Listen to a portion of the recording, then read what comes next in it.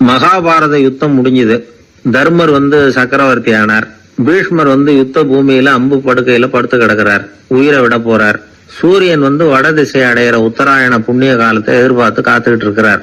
அந்த சமயத்துல தர்மர் கண்ணங்கிட்ட அனுமதி வாங்கிட்டு பீஷ்மரை பாக்கிறதுக்காக குருக்ஷேத்திரத்துக்கு வரார். தம்பிமார்கள், திரௌபதி எல்லாரும் கூட வர்றாங்க. பீஷ்மரை பார்த்து எல்லாரும் வணங்குறாங்க. யுதிஷ்டர் பீஷ்மர்கிட்ட வர்ணம், ஆசிரமம், மக்கள் கடமை, அரசருடைய கடமை, இது மாதிரி விஷயங்களை பத்தி நிறைய கேள்விகள்லாம் கேட்கிறார். அவரு ஒவ்வொன்னா கேட்டுக்கிட்டு இருக்கிறாரு. பீஷ்மரும் அதுக்கு தகுந்த பதில் சொல்லிட்டு இருக்கிறார். இப்படி பீஷ்மர் யுதிஷ்டருக்கு தர்மோபதேசம் செஞ்சுக்கிட்டு இருக்கிறப்போ திரௌபதிக்கு சிரிப்பு வந்துட்டுதான். கழுக்குன்னு அந்த அம்மா சிரிச்சுட்டாங்க. அந்த சத்தத்தை கேட்ட பீஷ்மர் தர்மோபதேசத்தை பாதியில நிறுத்தினார். திரௌபதிய பார்த்தார். மகளே, ஏமா சிரிச்சேன்னு கேட்டார். என்ன மன்னிச்சிருங்க பிதாமகரே, ஏதோ தெரியாம சிரிச்சுட்டேன்னாங்க அவங்க. குழந்தாய், உன்ன மாதிரியே உள்ள உத்தம பெண்கள் காரணம் இல்லாம பலர் முன்னிலையில இப்படி சிரிக்க மாட்டாங்க. வெக்கப்படாம விஷயத்தை சொல்லுன்னாரு அவர். திரௌபதிக்கு கண் கலங்க ஆரம்பிச்சு. சுவாமி, நீங்க இப்போ இவ்வளவு தர்மோபதேசம் பண்ணிட்டு இருக்கிறீங்க. இத பாக்குறப்ப எனக்கு திடீர்னு ஒரு சந்தேகம் வந்துட்டுது. அதாவது இன்னைக்கு தர்மத்துக்கு இவ்வளவு சிறந்த விளக்கத்தை கொடுக்கிற இதே பிதாமகர் அன்னைக்கு கௌரவர் சபையில துச்சாதனன் என்ன மானபங்கப்படுத்த முயற்சி பண்ணினப்போ வாய் மூடி மௌனமா பாத்துக்கிட்டு சும்மா தானே இருந்தார். அந்த சமயத்துல இவ்வளவு ஞானத்தையும் எங்கே விட்டு வச்சிருந்தார்? ஒருவேளை அதுக்கப்புறம் தான் இந்த தர்ம விஷயங்களை எல்லாம் கத்துக்கிட்டாரா அப்படின்னு யோசிச்சுட்டு இருக்கிறேன். அப்படி யோசிச்சப்போதான் அந்த சிரிப்பு வந்துட்டுது. என்ன மன்னிச்சிருங்க அப்படின்னாங்களாம். பிதாமகர் இதுக்கு அமைதியா பதில் சொல்ல ஆரம்பிச்சார். குழந்தாய், உன்னோட கேள்வி நியாயமானதுதான். இதுல உன்னை நான் மன்னிக்கிறதுக்கு என்னமா இருக்கு? துரியோதனன் சபையில நான் இருந்தப்போ எனக்கு அந்த அறிவு இருக்கதான் செய்தது. ஆனா துஷ்டனான துரியோதனன் உணவை நான் இப்ப சாப்பிட்டுக்கிட்டு இருந்தேன். அவன் போட்ட சாப்பாட்டை சாப்பிட்டுக்கிட்டு இருந்தேன். அது காரணமா என்னுடைய அறிவு மழுங்கி போச்சு. நல்லது கெட்டதை பத்தி ஆலோசிக்க முடியாம போயிட்டுது. தீயவர்கள் போடுற சாப்பாட்டை சாப்பிட்டா சாப்பிடுறவனுடைய மனமும் உடம்பும் கெட்டு போடும் அப்படின்னு சாஸ்திரம் எல்லாம் சொல்லுது. ஆனா இப்போ போர்ல அர்ஜுனன் என் மேல எய்த அம்புகளால என் உடம்புல இருந்த ரத்தம் எல்லாம் வெளியேறி போச்சு. கெட்ட உணவை சாப்பிட்டதுனால உண்டான ரத்தம் பூராவும் இப்போ உடம்பு விட்டு வெளில போயிட்டுது. அதனால என் புத்தியும் தெளிஞ்சுட்டுது. அதனாலதான் இப்போ இந்த அளவுக்கு தர்மத்தின் தத்துவங்களை சரியா எடுத்து சொல்ல முடிஞ்சது அப்படின்னு பீஷ்மர். இதுல இருந்து நாம தெரிஞ்சுக்க வேண்டியது என்னன்னா, யாரு சாப்பிட கூப்பிட்டாலும் உடனே முண்டி அடிச்சுக்கிட்டு கிளம்பி போய் முதல் பந்தியில உட்காந்துடக்கூடாது. கூப்பிடுறவங்க எப்படிப்பட்டவங்க, நல்லவங்களா கெட்டவங்களா அப்படின்னு எல்லாம் யோசிச்சு பாக்கணுமா. கெட்ட எண்ணத்தோட போடப்படுகிற சாப்பாடு புத்திய மழுங்கடிச்சிரும் அப்படிங்கறது ஒரு பெரிய, இந்த காலத்துல பெரியவங்க சொல்ற ஒரு உண்மை. எத்தனையோ பேர் பெரிய உத்தியோகத்துல இருக்கிறவங்கள விருந்துக்கு கூப்பிட்டு சாப்பிட்டு முடிச்ச கையோட முக்கியமான பேப்பர்ல எல்லாம் கையெழுத்து வாங்கிட்டு விட்டுருவாங்களே. கூப்பிடுறவங்க மனசை புரிஞ்சுக்கிட்டு அதுக்கப்புறம் போறதா வேண்டாமா அப்படிங்கறத முடிவு பண்ணணும். சாப்பாட்டுல அவ்வளவு விஷயம் இருக்குது. பீஷ்மருக்கே அந்த நிலைமைன்னா நாமெல்லாம் ஏமாத்துறோம். சில சந்தர்ப்பங்கள்ல சாப்பாடு புத்தியில ஒரு தெளிவு உண்டாக்குறதும் உண்டு. ஒரு ஊருக்கு ஒரு பெரிய மகான் வந்தார். அவரு சாப்பிடுறதே இல்லை. எப்போவாவது கொஞ்சம் தண்ணி, பால், அவ்வளவுதான். ருசியெல்லாம் கடந்தவர். அவர்கிட்ட எல்லாரும் போய் ஆசீர்வாதம் வாங்கினாங்க. அந்த ஊர்ல ஒரு ஹோட்டல், அதோட முதலாளி ஒருத்தர், அவரும் அந்த மகான் கிட்ட ஆசீர்வாதம் வாங்கறதுக்காக போனார். அவரு முன்னாடி போய் பணிவா நின்னார். துண்டை இடுப்புல கட்டிக்கிட்டு காலில் விழறதுக்காக போனார். அதுக்கு முன்னாடி அந்த மகான் எழுந்திருச்சு இவர் காலில் விழுந்துட்டார். ஹோட்டல் முதலாளி பதறி போயிட்டார். சுவாமி, என்ன இது அபச்சாரம், நீங்க தான் என்ன ஆசீர்வாதம் பண்ணணும்னார். அதுக்கு அந்த சாமியார் சொன்னார், அப்படி இல்லைங்க, நீங்க தான் என்ன ஆசீர்வாதம் பண்ணணும். ஏன்னா கொஞ்ச காலத்துக்கு முன்னாடி உங்க ஹோட்டல்ல தான் நான் அக்கௌண்ட் வச்சு சாப்பிட்டுக்கிட்டு இருந்தேன். இன்னைக்கு நான் ருசியெல்லாம் கடந்து வெறுத்து ஞானியா போறதுக்கு நீங்க தான் காரணம், உங்க சாப்பாடு தான் காரணம் அப்படின்னாரு. ஒரு திருடன் ஒரு வீட்டுல போய் திருடணும்னு திட்டம் போட்டான். இருட்டுனதும் போய் திருடணும். ஆனா ராத்திரி ஆனா வாசல் கதவை சாத்தி உள்பக்கம் தாழ்பால் போட்டுருவாங்களே, என்ன பண்றது, எப்படி வீட்டுக்குள்ள போறது? இவன் யோசனை பண்ண ஒரு முடிவுக்கு வந்தான். சரி, பகல் நேரத்திலேயே யாருக்கும் தெரியாம இந்த வீட்டுக்குள்ள நுழைஞ்சிருவோம். அங்க போய் எங்கேயாவது ஒளிஞ்சுக்குவோம். இருட்டுற வரைக்கும் பேசாம இருப்போம். ராத்திரி எல்லாரும் தூங்கினதுக்கு அப்புறம் நைஸா போய் பீரோவை திறந்து இருக்கிறது பூரா எடுத்துக்கிட்டு ஓடியாந்துடலாம் அப்படின்னு திட்டம் போட்டான். அதே மாதிரி ஒரு நாள் மத்தியானத்துக்கு மேல அந்த வீட்டுக்காரன் எங்கேயோ வெளியில புறப்பட்டு போனான். வீட்டுக்கார அம்மா அடுப்பங்கரையில என்னமோ சமைச்சுக்கிட்டு இருந்தாங்க. திருடன் பார்த்தான். இதுதான் சமயம்னு அந்த வீட்டுக்குள்ள மெதுவா நுழைஞ்சிட்டான். எங்க ஒளியலாம்னு பார்த்தா வலது பக்கம் ஒரு ரூம் இருந்தது. அங்க போனான். அங்க ஒரு படுக்கை அறை, அங்க ஒரு பெரிய கட்டில் இருந்தது. அதுக்கு அடியில போய் பதுங்கிட்டான். இருட்டுனது நம்ம வேலையை ஆரம்பிக்கலாம், அது வரைக்கும் பொறுமையா இருக்கணும் அப்படின்னு சொல்லி பேசாம வாயை மூடிட்டு கம்முன்னு இருக்கிறான். ரொம்ப நேரம் கழிச்சு வெளியில போயிருந்த வீட்டுக்காரன் திரும்பி வந்தான். சாப்பிட்டான். லைட்டை நிறுத்தி விட்டு படுத்துட்டான். அந்த அம்மாவும் வேலையெல்லாம் முடிச்சுட்டு வந்து படுத்துட்டாங்க. நடு ராத்திரி. விடி விளக்கு லேசா எரிஞ்சுகிட்டு இருக்கு. வீட்டுக்காரன் லேசா கண்ணை முழிச்சான். கட்லுக்கு நேரா எதிரில ஒரு கண்ணாடி. அதுல பாக்குறான், கட்லுக்கு கீழே ஒரு திருடன் ஒளிஞ்சு இருக்கிறது தெரிஞ்சு போச்சு. உடனே அவன் திருடன் சத்தம் போடல, யோசனை பண்ணான். மேஜையில இருக்கிற கத்தி எடுத்து கையில வச்சுக்குவோமா அப்படின்னு யோசனை பண்ணான். இந்த சந்தர்ப்பத்துல கத்திய உபயோகப்படுத்துறதை விட புத்திய உபயோகப்படுத்துறது தான் சாமர்த்தியம் அப்படின்னு நினைச்சான். உடனே அது பிரகாரம் செயல்பட ஆரம்பிச்சிட்டான். என்ன பண்ணான் தெரியுமா? எதையும் வெளியில காட்டிக்காம ரொம்ப சர்வசாதாரணமா தன்னுடைய மனைவி கிட்ட பேச ஆரம்பிச்சான். மனைவியும் புத்திசாலி, அதனால அவங்களுக்கு தெரியும். அவங்களும் வீட்டுக்காரர் கேட்ட கேள்விக்கு பொருத்தமா பதில் சொல்ல ஆரம்பிச்சாங்க. இவன் கேட்டான், இத பாரு, நமக்கு குழந்தை பிறந்தா அதுக்கு கிருஷ்ணமூர்த்தின்னு தான் பேர் வைக்கணும் அப்படின்னா. அதெல்லாம் முடியாது. ஆம்பளை பிள்ளையா இருந்தா ஏகாம்பரம், பொம்பளை பிள்ளையா இருந்தா பங்கஜவல்லி, இதுதான் அவங்க மாமனார் மாமியார் பேர், அதான் வைக்கணும் அப்படின்னாங்க அந்த அம்மா. அதெல்லாம் முடியாது, நான் முடிவு பண்ணிவிட்டேன் கிருஷ்ணமூர்த்தின்னு கத்தனா அவன். இல்ல ஏகாம்பரம் பங்கஜவல்லின்னுது இந்த அம்மா. வாதம் முத்தி போச்சு. கிருஷ்ணமூர்த்தி கிருஷ்ணமூர்த்தி கிருஷ்ணமூர்த்தின்னா அவன். ஏகாம்பரம் பங்கஜவல்லின்னு இவங்க கத்துறாங்க. ஒரே சத்தமா போச்சு. இத கேட்டதும் பக்கத்து வீட்டுல இருந்தவங்க, எழுத்த வீட்டுல இருந்தவங்க எல்லாம் எழுந்திரிச்சு ஓடி வந்து இவங்க வீட்டு கதவை தட்ட ஆரம்பிச்சுட்டாங்க. தடன்னு இவன் சாவகாசமா எழுந்திரிச்சு போய் கதவை திறந்தான். என்னங்க இந்த ராத்திரி வேலையில எங்களை எல்லாம் ஏன் கூப்பிட்டீங்க, யாருக்கு என்னாச்சு அப்படின்னு கேட்டாங்க. கேட்டது யாருன்னா பக்கத்து வீட்டு கிருஷ்ணமூர்த்தி, எழுத்த வீட்டு ஏகாம்பரம், பங்கஜவல்லி எல்லாரும். அடடே, உங்களை கூப்பிடலீங்க, குழந்தைக்கு பேர் வைக்கிறது சம்பந்தமா எங்களுக்குள்ள சண்டை வந்துட்டுது, அதுதான் விஷயம். வேணும்னா இதை கட்லுக்கு அடியில ஒளிஞ்சிட்டு இருக்கிறானே ஒருத்தன், அவனை கூட கேட்டு பாருங்க, அவன் தான் இதுக்கு சாட்சி அப்படிங்கிறான் அந்த ஆளு. உடனே எல்லாரும் விஷயத்த புரிஞ்சுக்கிட்டு திருடனை பிடிச்சி போலீஸ்ல ஒப்படைச்சிட்டாங்களாம். நெருக்கடியான நேரங்கள்ல பதறாம புத்திசாலித்தனமா செயல்படணுங்கிறத தெரிஞ்சுக்கிறதுக்காக இந்த கதை. புத்திசாலித்தனமா செயல்படுற ஒரு குடும்ப தலைவி இருக்காங்க. அவங்க என்ன செய்வாங்க தெரியுமா?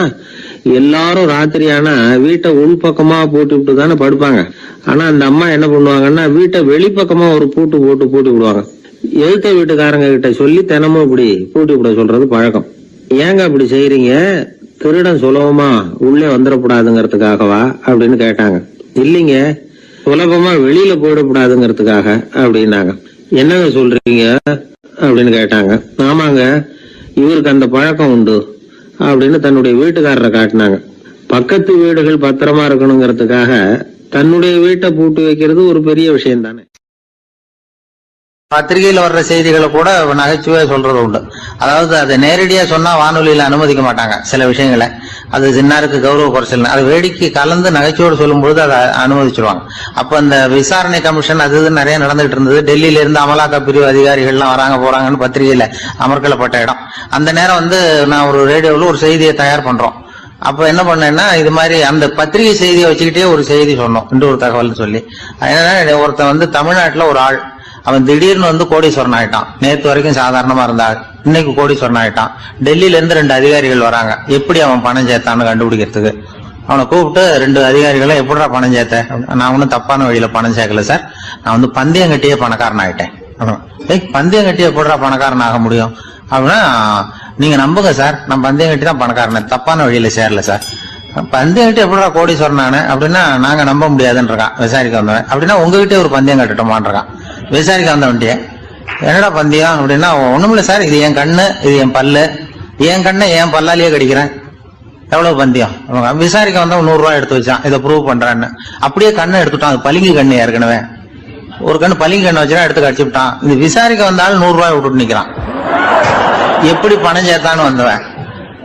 உடனே இன்னொருத்தன், இவன்ட்ட என்னடா பேச்சு கொடுக்காரா, நம்ம பணம் தான் அங்க போயிட்டு இருக்கு, உனக்கு விசாரிக்க தெரியல, போடா நான் விசாரிக்கிறேன்னு அடுத்த வந்தான். அது நீ ஒழுங்கா சொல்ற, எப்படிடா பணம் சேர்த்த சார், நீங்க கொஞ்சம் புத்திசாலியா தெரியுது அவரை விட, நீங்களாவது நம்புங்க சார், பந்தயம் கட்டி தான் பணம் சேர்த்தேன், நான் நம்ப முடியாது அப்படின்னா உங்ககிட்ட இன்னொரு பந்தயம் கட்டட்டுமா அப்படின்றான். வேண்டாம், அவனை ஏமாத்தி விட்டேன் ஆள வேண்டான்றான். இல்ல சார், அவரு ஏமாந்தது பொய் கண்ணு, பளிங்கு கண்ணுன்னு தெரியாது, ஏமாந்துட்டார். உங்ககிட்ட பந்தயம் கட்டது நெஜம் கண்ணு, இந்த பக்கம் பளிங்கு கண்ணு கிடையாது, நெஜம் கண்ணு, இதை பல்லால கடிக்கிறேன் அப்படின்னு அவன் ஒரு 100 ரூபாய் எடுத்து வச்சான். இவன் அப்படியே பல் செட்டை கேட்டினான் தனியா, அப்படியே கேட்டு கடிச்சு விட்டான். அதையும் விட்டுட்டான். இவன் உடனே 2 பேரும், இவன்கிட்ட பேச பேச நம்ம பணம் தான் அவன்கிட்ட போயிட்டு இருக்கு, இவன் எப்படி பணம் சேர்த்தான்னு கண்டுபிடிக்கிறதுக்கு டெல்லியில இருந்து வந்திருக்கோம், மேற்கொண்டு பேசாத, பேச பேச பந்தயம் கட்டுவான். திரும்பி போறதுக்கு ரயிலுக்கு டிக்கெட்டு சரியா இருக்கா பாடுறான்றான். அவன் கரெக்டா எண்ணி பார்த்து கரெக்டா இருக்குப்பா, மேற்கொண்டு பேசாத, அவன்கிட்ட நம்ம போயிடுவோம், போய் நம்ம அதிகாரிகிட்ட சொல்லிடுவோம்னு சொல்லி, போயிட்டு வரேன் சார் அப்படின்னு சொல்லிட்டு மரியாதை போயிட்டாங்க. போய் டெல்லியில பெரிய அதிகாரிகிட்ட போய், சார் அவன்கிட்ட வந்து விசாரிச்சு பார்த்தோம் சார், தமிழ்நாட்டுல பந்தயம் கட்டி தான் பணம் சேர்த்தேன்னு சாதிக்கிறான், எங்ககிட்ட ஒரு 200 ரூபாய் வாங்கிட்டான் சார் அப்படின்னு அவருக்கு கோவம் வந்துட்டுது. இந்தியாவுக்கே தலைமை அதிகாரி, இதுக்காகவாடா நீங்க இருக்கீங்க, எத்தனை பேர் இருக்கீங்க உங்களை மாதிரி ஜூனியர் ஆபீசர்ஸ் நம்ம ஆபீஸ்ல இந்தியா பூரா விசாரிக்கிறதுக்கு அப்படின்னா 30 பேர் இருக்கோம் சார். 30 பேருக்கு அனுபவம் பத்தாது, நான் இந்தியாவுக்கே தலைமை அதிகாரி, அனுபவம் ஜாஸ்தி, உங்களுக்கு ட்ரைனிங் கொடுக்கணும் எப்படி ஒருத்தரை விசாரிக்கிறதுன்னு. 30 பேரும் ஒரு ரூம்ல வந்து உட்காருங்க, ஒரு ஆள் போய் அந்த ஆளை தமிழ்நாட்டுல இருந்து நீங்க கூப்பிட்டுட்டு வா, வர்ற வரைக்கும் அவன்கிட்ட பேசாதீங்க, பந்தயம் கட்டுவான், மெதுவா கொண்டு வந்து நிறுத்து அப்படின்னா ஒரு ஆள் வந்து ஸ்பெஷலா கூப்பிட்டு போட்டான். இது மாதிரி மேடையில நிறுத்திவிட்டு ஒரு தலைமை அதிகாரி 30 ஜூனியர் அதிகாரிகள் அவங்களுக்கு பயிற்சி கொடுக்குறார். இவனை பார்த்து, ஒழுங்கா சொல்லு எப்படி பணம் சேர்த்த, நான் இந்தியாவுக்கே தலைமை அதிகாரி, என்கிட்ட உண்மையை ஒத்துக்கிட்டீங்கன்னா உன்னை அப்ரூவர் ஆக்கிடுவேன் அல்லது தண்டனையை குறைப்பேன், அந்த அதிகாரம்லாம் என்கிட்ட உண்டு, ஒழுங்கா சொல்லு அப்படிங்கிறார். அவர், சார் நீங்க இந்தியாவுக்கே தலைமை அதிகாரி, அனுபவம் ஜாஸ்தி, நீங்களாவது நம்புங்க சார், நான் பந்தயம் கட்டி தான் பணம் சேர்த்தேங்கிறான்.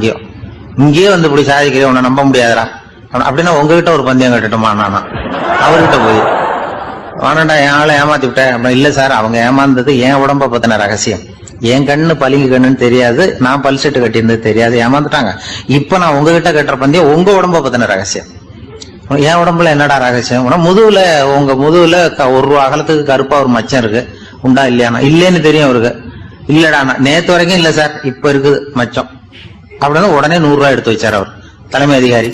ஒரு 100 ரூபாய் வச்சு சட்டையை கட்டி காட்டுறாரு, மச்சம் இல்ல, இவன் தோத்துட்டான் இங்கிருந்து போனவன். உடனே 200 ரூபாய் எடுத்து வச்சுக்கிட்டு, தோழர்களே இப்படிதான் ஒருத்தரை விசாரிக்கணும், என்கிட்ட இவன் ஏமாந்துட்டான் பாருங்க, துருவி துருவி விசாரிக்கிறதுன்னு சொல்றாங்களே இதுதான் அப்படின்னு விளக்கம் கொடுத்தாரு. அப்போ இவன் மெதுவா ஆரம்பிச்சானா, சார் இந்த பந்தயத்துல உங்களுக்கு 200 ரூபாய் லாபம், ஆனா இதே பந்தயத்துல எனக்கு 2900 ரூபாய் லாபம் சார் அப்படின்றான். என்னடா பண்ண அப்படின்னு கேட்டிருக்காரு. உங்களுக்கு தெரியாம இந்த 30 பேர்கிட்டையும் தனித்தனியா ஒரு பந்தயம் கட்டியிருக்கேன். 30 பேர்கிட்ட என்னடா பந்தயம் கட்டினேன், ஒண்ணும் இல்ல சார், உங்க எல்லாரும் முன்னாடியும் உங்க மேல் அதிகாரியை சட்டையை கேட்ட வைக்கிறேன், உங்களுக்கு பந்தயம் கட்டினேன், போயிட்டு பூரா எனக்கு 2900 ரூபாய் லாபம். அவரு பார்த்தா அதிர்ச்சி ஆயிட்டாரு. தலைமை, சார் நீங்க போங்க சார் அப்படின்னு சொல்லி ஒரு ஆளை கொண்டு போய், சாரை கொண்டு போய் மரியாதையா பக்கத்து ரூம்ல விட்டுவாங்க, இனிமே அவர்கிட்ட யாரும் பேசாதீங்க வாங்கன்னு சொல்லிவிட்டு, அதுக்கப்புறம் தோழர்களே, இவர் பேச ஆரம்பிச்சாரு, தோழர்களே இனிமே யாரும் தமிழ்நாட்டு பக்கம் விசாரிக்க போகாதீங்க, நீங்க யாராவது போறதுன்னா மத்திய பிரதேசம், உத்தரப்பிரதேசம், இப்படி எத்தனையோ பிரதேசம் இருக்கு, போயிட்டு வாங்க, தமிழ்நாட்டுக்கு மட்டும் போகாதீங்க, ஏன்னா அங்க போனா நம்ம பணத்துக்கு ஆபத்து வந்துருது அப்படின்னு சொன்னாருன்னு இந்த கதையை ரேடியோல சொன்னேன். இந்த கதையை உண்மை சம்பவமா சொன்னா அனுமதிச்சிருக்க மாட்டாங்க. இந்த நகைச்சுவைக்கு உள்ள மரியாதை என்னன்னா, அது ஒரு கதை மாதிரி உண்டு பண்ணி இப்படி சொன்னதும், இதுல என்ன என்னுடைய விசேஷம்னா, இந்த ஸ்கிரிப்ட வாங்கிட்டு வர சொல்லி மந்திரியினுடைய பிஏ வந்தார். ஒரு மந்திரி அப்ப இருந்தவர், அவர் பிஏ அடிக்கடி வருவார். வந்து இந்த போன நேற்று முந்தா நாள் ரேடியோவில் சொன்ன அந்த இன்னொரு தகவல் காப்பி ஒண்ணு வாங்கிட்டு வா அப்படி இப்படின்னு கூப்பிடுவார். மேடையில பேசுறதுக்கு எங்களுக்கு தேவை, உபயோகப்படும்னு கேட்பார். அவரு இந்த நிகழ்ச்சி வந்தப்போ உடனே அன்னைக்கு வந்துட்டார் அந்த பிஏ. இன்னைக்கு காலையில சொன்னீங்களே சார், மந்திரி கேட்கிறாரு மேடையில பேசுறதுக்கு அப்படின்னு. நான் அப்பதான் ஆச்சரியப்பட்டேன், பாருங்க இந்த நகைச்சுவைக்கு உள்ள மரியாதை. அவரே கேட்கிறார், சொல்லப்பட்டதே அவரை பத்தி தாங்கிறது தெரியாம அவரே எப்படி சொல்ல, அதுதான் சிரிப்புக்கு உள்ள மரியாதைங்கிறது. அது யாரை பத்தி சொல்றோமோ அவருக்கு தெரியாம கூட சொல்லலாம் அதை. அப்படி இது உண்மையில நடந்த சம்பவம். அந்த மந்திரி, அந்த அமைச்சர் இப்ப இல்ல, உயிரோட எல்லாம் இப்ப இருந்து வாங்கிட்டு இருந்தார். ஒரு ஊர்ல ஒருத்தர் இருந்தான். ஏதோ ஒரு சின்ன அலுவலகத்துல வேலை பார்த்துக்கிட்டு இருந்தான். ரொம்ப ஏழை. வர்ற கொஞ்சம் வருமானத்தை வச்சு வாழ்க்கையை ஓட்டிக்கிட்டு இருந்தான். ஒரு நாள் தெரு வழியா அவன் நடந்து வந்துகிட்டு இருக்கிறான். தெருவில் ஒரு காசு கிடந்தது. அதை பார்த்துட்டான். அது குனிஞ்சு எடுத்தான். அது ஒரு பழங்கால காசு. அந்த காசு நடுவில் ஒரு துளை இருந்தது. அதாவது துளையிட்ட நாணயம். பழங்காலத்தில் புழக்கத்தில் இருந்த ஒரு நாணயம் அது. துளையிட்ட நாணயம் கிடைச்சதுன்னா ரொம்ப நல்லது, அது அதிர்ஷ்டம் அப்படின்னு ஒரு நம்பிக்கை உண்டு. இவன் கையில் அது கிடைச்சதும் ரொம்ப சந்தோஷப்பட்டான். இனிமே என்னுடைய கஷ்டம்லாம் தீரப்போகுது, அதிர்ஷ்டம் என்னை தேடி வரும், நான் பணக்காரன் ஆயிடுவேன் அப்படின்னு சொல்லிட்டு அந்த காசை தன்னுடைய கோட்டு பையில் பத்திரமா போட்டு வச்சுக்கிட்டான். அடிக்கடி அதை தொட்டு பார்த்துக்கிறது உண்டு, வெளியில் எடுக்க மாட்டான். இப்படியே கொஞ்ச காலம் ஆச்சு. அதுக்கப்புறம் என்னாச்சு தெரியுமா? நிஜமாவே அதிர்ஷ்டம் அவனை தேடி வர ஆரம்பிச்சுட்டுது. செல்வம் வந்து குவிஞ்சுது. பணம், பதவி, புகழ் எல்லாம் வந்து சேர்ந்தது. சமூகத்தில் அவன் ஒரு பெரிய மனுஷன் ஆயிட்டான். எல்லாரும் அவனை பாராட்டினாங்க. அவன் எதை தொட்டாலும் வெற்றி, எல்லாம் அந்த காசோட மகிமை அப்படின்னு அவன் மனசுக்குள்ள நினைச்சுக்கிட்டான். தினமும் காலையில் அந்த கோட்டை போட்டுக்கிட்டு தான் வெளியில் கிளம்புவான். புறப்படுறதுக்கு முன்னாடி கோட்டு பாக்கெட்டை தொட்டு பார்த்துக்குவான், உள்ளே காசு இருக்கா அப்படிங்கிறத உறுதிப்படுத்திக்குவான். அதுக்கப்புறம் தான் வெளியில் கிளம்புவான். இப்படியே பல வருஷம் ஓடி போச்சு. ஒரு நாள் அவனுக்கு அந்த ஆசை வந்துட்டுது. அதாவது அந்த துளையிட்ட நாணயத்தை எடுத்து கண்ணால் பார்க்கணும் அப்படின்னு. காலையில் சாப்பிட்டுக்கிட்டு இருந்தான். அப்போ தன்னுடைய மனைவி கிட்ட சொன்னான், ரொம்ப நாளைக்கு அப்புறம் என்னுடைய அந்த நாணயத்தை இன்னைக்கு வெளியில் எடுத்து பார்க்க போறேன்னா. என்னத்துக்கு அது, இப்போ அதை பார்க்க வேணாமே அப்படின்னு மெதுவாக இழுத்தாங்க அந்த அம்மா. இல்லை இல்லை, நான் பார்த்தே தீரணும் அப்படின்னு அவன் தன்னுடைய சட்டை பைக்குள்ள கையை விட்டான். உள்ளே இருந்த நாணயத்தை வெளியில் எடுத்தான். பார்த்தா அவனுக்கு ஆச்சரியமா போச்சு. அந்த நாணயத்தில் தொலையே இல்லை. என்ன ஆச்சு அப்படின்னு சொல்லி அவன் ரொம்ப குழம்பி போயிட்டான். இப்போ அந்த அம்மா சொன்னாங்க, நான் தான் ஒரு நாள் உங்கள் கோட்டு ரொம்பவும் தூசியாக இருக்கேன்னு சொல்லி அதை ஜன்னலுக்கு வெளியில் உதறினேன். உள்ளே இருந்த அந்த காசு அப்போ எனக்கு தெரியாது, ஞாபகத்தில் இல்லை. அது தெருவில் விழுந்துட்டது போல இருக்கு. அதுக்கப்புறம் எவ்வளவோ தேடி பார்த்தேன், கிடைக்கல. அதுக்குள்ளே அதை யாரோ எடுத்துகிட்டு போயிட்டாங்க போல இருக்கு. அது இல்லைங்கிறது உங்களுக்கு தெரிஞ்சால் வருத்தமாக இருக்குமேங்கிறதுக்காக நான் தான் வேற ஒரு நாணயத்தை எடுத்து சட்டை பைக்குள்ளே வச்சுட்டேன் அப்படின்னு விவரத்தை சொன்னாங்க அந்த அம்மா. இது எப்போ நடந்ததுன்னு கேட்டான். உங்களுக்கு அந்த காசு கிடைச்சதே அன்னைக்கு மறுநாளே இது நடந்து போச்சு அப்படின்னாங்களாம். இதை கொஞ்சம் யோசனை பண்ணி பாருங்க. அவனுக்கு அதிர்ஷ்டத்தை கொடுத்தது அந்த நாணயம் இல்லை, அவனுடைய நம்பிக்கை, அதாவது தன்னம்பிக்கை. அதுதான் வேலை செஞ்சிருக்கு. இதுல இருந்து நாம தெரிஞ்சுக்க வேண்டியது என்னன்னா, வாழ்க்கையில முன்னேற நினைக்கிறவங்களுக்கு தன்னம்பிக்கை ரொம்ப முக்கியம். அது இல்லைன்னா முன்னேற முடியாது. ஒருத்தன் சொன்னானா, நான் எப்பவுமே என்னதான் சார் நம்புவேன், மற்றவங்கள நம்ப மாட்டேன். நேற்றுக்கு பாருங்க, திடீர்னு 10 பேர் என்ன அடிக்க வந்துட்டாங்க, நான் ஒருத்தனாவே அதை சமாளித்தேன் அப்படின்றான் ரொம்ப பெருமையா. அது எப்படின்னு கேட்டாங்களாம். ஒரே ஓட்டமா அங்கேருந்து ஓடி வந்துட்டேன் அப்படின்னு நானா. ஒரு ஊர்ல ஒருத்தர் இருந்தார், ரொம்ப நல்லவர். யாருக்காவது ஏதாவது கொடுத்துக்கிட்டே இருப்பார், கொடையாளி. தினமும் யாராவது ஒருத்தருக்கு ஏதாவது கொடுக்கலன்னா அவருக்கு தூக்கம் வராது, அப்படி ஒரு பழக்கம். அது மட்டும் இல்லை, அவர் கொடுக்கறது அடுத்தவங்களுக்கு தெரியாது, அவ்வளவு ரகசியமா அதை கொடுப்பார். வலது கை கொடுக்கறது இடது கைக்கு தெரியக்கூடாதுன்னு சொல்லுவாங்கல்ல, அது மாதிரி அவர். ஒரு நாள் ராத்திரி அவர் ஏற்கனவே தயாராக கட்டி வச்சிருந்த பணம் முடிச்ச கையில் எடுத்துக்கிட்டு வீட்டை விட்டு வெளியில் வந்தார். தெருவில் இறங்கி நடந்தார். இன்னைக்கு யாருக்கு தர்மம் செய்யறது அப்படின்னு யோசனை பண்ணிக்கிட்டே இருட்டில் நடந்து வந்துக்கிட்டு இருக்கிறார். யாரோ ஒருத்தர் எதிரில் வர்றது மாதிரி தெரிஞ்சுது. உடனே அவர் கிட்ட போனார். தன்கிட்ட இருந்த பணம் முடிச்ச அவசரமாக அவர் கையில் திணிச்சுட்டு திரும்பி வந்துட்டார். அப்பாடா, ஒரு வழியாக யாருக்கும் தெரியாமல் இன்னைக்கு தர்மம் பண்ணியாச்சு அப்படிங்கிற மகிழ்ச்சி, மன நிறைவு அவர் முகத்தில். நிம்மதியாக தூங்கினார். அப்புறம் எழுந்திரிச்சார். மறுநாள் காலையில் ஊரு பூரா ஒரே பேச்சு. என்ன பேச்சுன்னா, நேற்று ராத்திரி ஒரு திருடன் கையில் யாரோ பணத்தை கொடுத்துட்டு போயிருக்கிறாங்க அப்படின்னு எல்லாரும் பேசிக்கிட்டு இருக்கிறாங்க. இதை கேள்விப்பட்டதும் அந்த பெரியவருக்கு ரொம்ப வருத்தமாக போச்சு. அடடா, போயும் ஒரு திருடனுக்காக உதவி பண்ணியிருக்கிறோம், பிரயோஜனம் இல்லாமல் போயிட்டுதே அப்படின்னு நினைச்சார். சரி, இன்னைக்கும் யாருக்காவது உதவி பண்ணணும் அப்படின்னு முடிவு பண்ணினார். ராத்திரி நேரம் வந்தது. இவர் வழக்கம் போல தெருவில் இறங்கி நடந்தார். கையில் பணம் முடிச்சு. எதிரில் ஒரு பொன் உருவம் மங்கலா தெரிஞ்சது. இவர் உடனே அந்த பெண்கிட்ட பணத்தை கொடுத்துட்டு திருப்தியா திரும்பி வந்துட்டார். மறுநாள் காலையில ஊர் பூரா என்ன பேசிக்கிட்டாங்க தெரியுமா? நேற்று ராத்திரி நெறி தவறி நடக்கிற ஒரு பெண்ணின் கையில யாரோ வச்சுட்டு போயிருக்கிறாங்க அப்படின்னு எல்லாரும் பேசிக்கிறாங்க. அடடா, இன்னைக்கும் தவறுதலா நடந்து போச்சு அப்படின்னு ஒரு வருத்தப்பட்டார். இருக்கட்டும், இன்னைக்கும் ஏதாவது தர்மம் பண்ணுவோம் அப்படின்னு நினைச்சுக்கிட்டாரு. 3வது நாள் ராத்திரியும் புறப்பட்டார். இப்பவும் எதிரில் ஒருத்தர் வந்தார். இவர் பணத்தை கொடுத்தார், திரும்பி வந்துட்டார். மறுநாள் மக்கள் என்ன பேசிக்கிட்டாங்கன்னா, நேற்று ராத்திரி ஒரு செல்வந்தர் கையில் யாரோ பணத்தை கொடுத்துட்டு போயிருக்கிறாங்க அப்படின்னு பேசிக்கிட்டாங்களாம். அவருக்கு ரொம்ப வருத்தமாக போயிட்டுது. என்ன இது, தினம் இப்படி ஆகிக்கிட்டு இருக்குதே அப்படின்னு நினச்சிக்கிட்டே படுத்து தூங்கினார். அன்னைக்கு ராத்திரி ஒரு கனவு. அந்த கனவுல இறைவன் வந்து சொன்னாராம், இதோ பாருப்பா, நீ கொடுத்த தர்மம் வீணா போயிடல. உன்கிட்ட பணம் வாங்கின அந்த திருடன் திருந்திட்டான், அந்த பொண்ணும் திருந்திட்டா, அந்த செல்வந்தனும் கொடையாளி ஆயிட்டான், எல்லாருக்கும் உதவி பண்ண ஆரம்பிச்சுட்டான் அப்படின்னு சொன்னாராம். இந்த கதையை சொன்னவர் யாருன்னா நபிகள் நாயகம். இதுல உள்ள கருத்து என்னன்னா, நல்ல மனசோட தர்மம் பண்ணுனா அது வீணா போறதில்லை. இன்னொரு கருத்து, தர்மம் வந்து தன்னை மட்டும் அல்ல அடுத்தவங்களையும் தீமையிலிருந்து காப்பாற்றும். இதுதான் நாம புரிஞ்சுக்க வேண்டியது. இந்த காலத்திலயும் இது மாதிரி சில சம்பவங்கள் நடக்கிறது உண்டு. ஒரு பெரியவர் இருட்டில் நடந்து வந்துகிட்டு இருந்தாரு. எதிரில் வந்த ஒருத்தன் வலுக்கட்டாயமா இவர் கையை பிடிச்சி ஒரு பண முடிப்பை கொடுத்து வச்சுக்க சொல்லிவிட்டு விலகி போயிட்டான். பெரியவருக்கு ஆச்சரியம், இந்த காலத்திலயும் இப்படி வலது கை கொடுக்கறது இடது கைக்கு தெரியக்கூடாதுன்னு நினைக்கிற கொடையாளிகள் உண்டு போல இருக்கு அப்படின்னு யோசனை பண்ணிக்கிட்டே நடந்தார். கொஞ்சம் தூரம் போயிருப்பாரு. அதுக்குள்ள அதே ஆள் திரும்பி வந்தான். கொடுத்த பண முடிப்பை திருப்பி கொடுங்க அப்படின்னு கேட்டு வாங்கிட்டான். இவருக்கு ஒன்றும் புரியல. ஏன் இப்படி பண்றேன்னார். அது ஒன்றும் இல்லைங்க, கொஞ்ச நேரம் இதை உங்ககிட்ட கொடுத்து வச்சிருந்தேன் அவ்வளவுதான் அப்படின்னா. ஏன்னு கேட்டார். என்னை பின்னாடி போலீஸ் தேடிக்கிட்டு வந்துகிட்டு இருக்குது, அதுதான் அப்படி பண்ணேன். இப்போ போயிட்டு இனிமே ஒன்றும் பயம் இல்லை அப்படின்னு சொல்லிவிட்டு அவன் பாட்டுக்கு நடந்து போறான். ஜெருசலேம் அங்க உள்ள ஒரு தேவாலயம். அதுல உள்ள பலிபீடத்தின் முன்னாடி ஒரு பெட்டி உண்டு. அது காணிக்கை பெட்டி. ஆலயத்துக்கு வர்றவங்க பிரார்த்தனை பண்ணிவிட்டு திரும்பி போற சமயத்துல அந்த பெட்டியில காணிக்கை போடுவாங்க.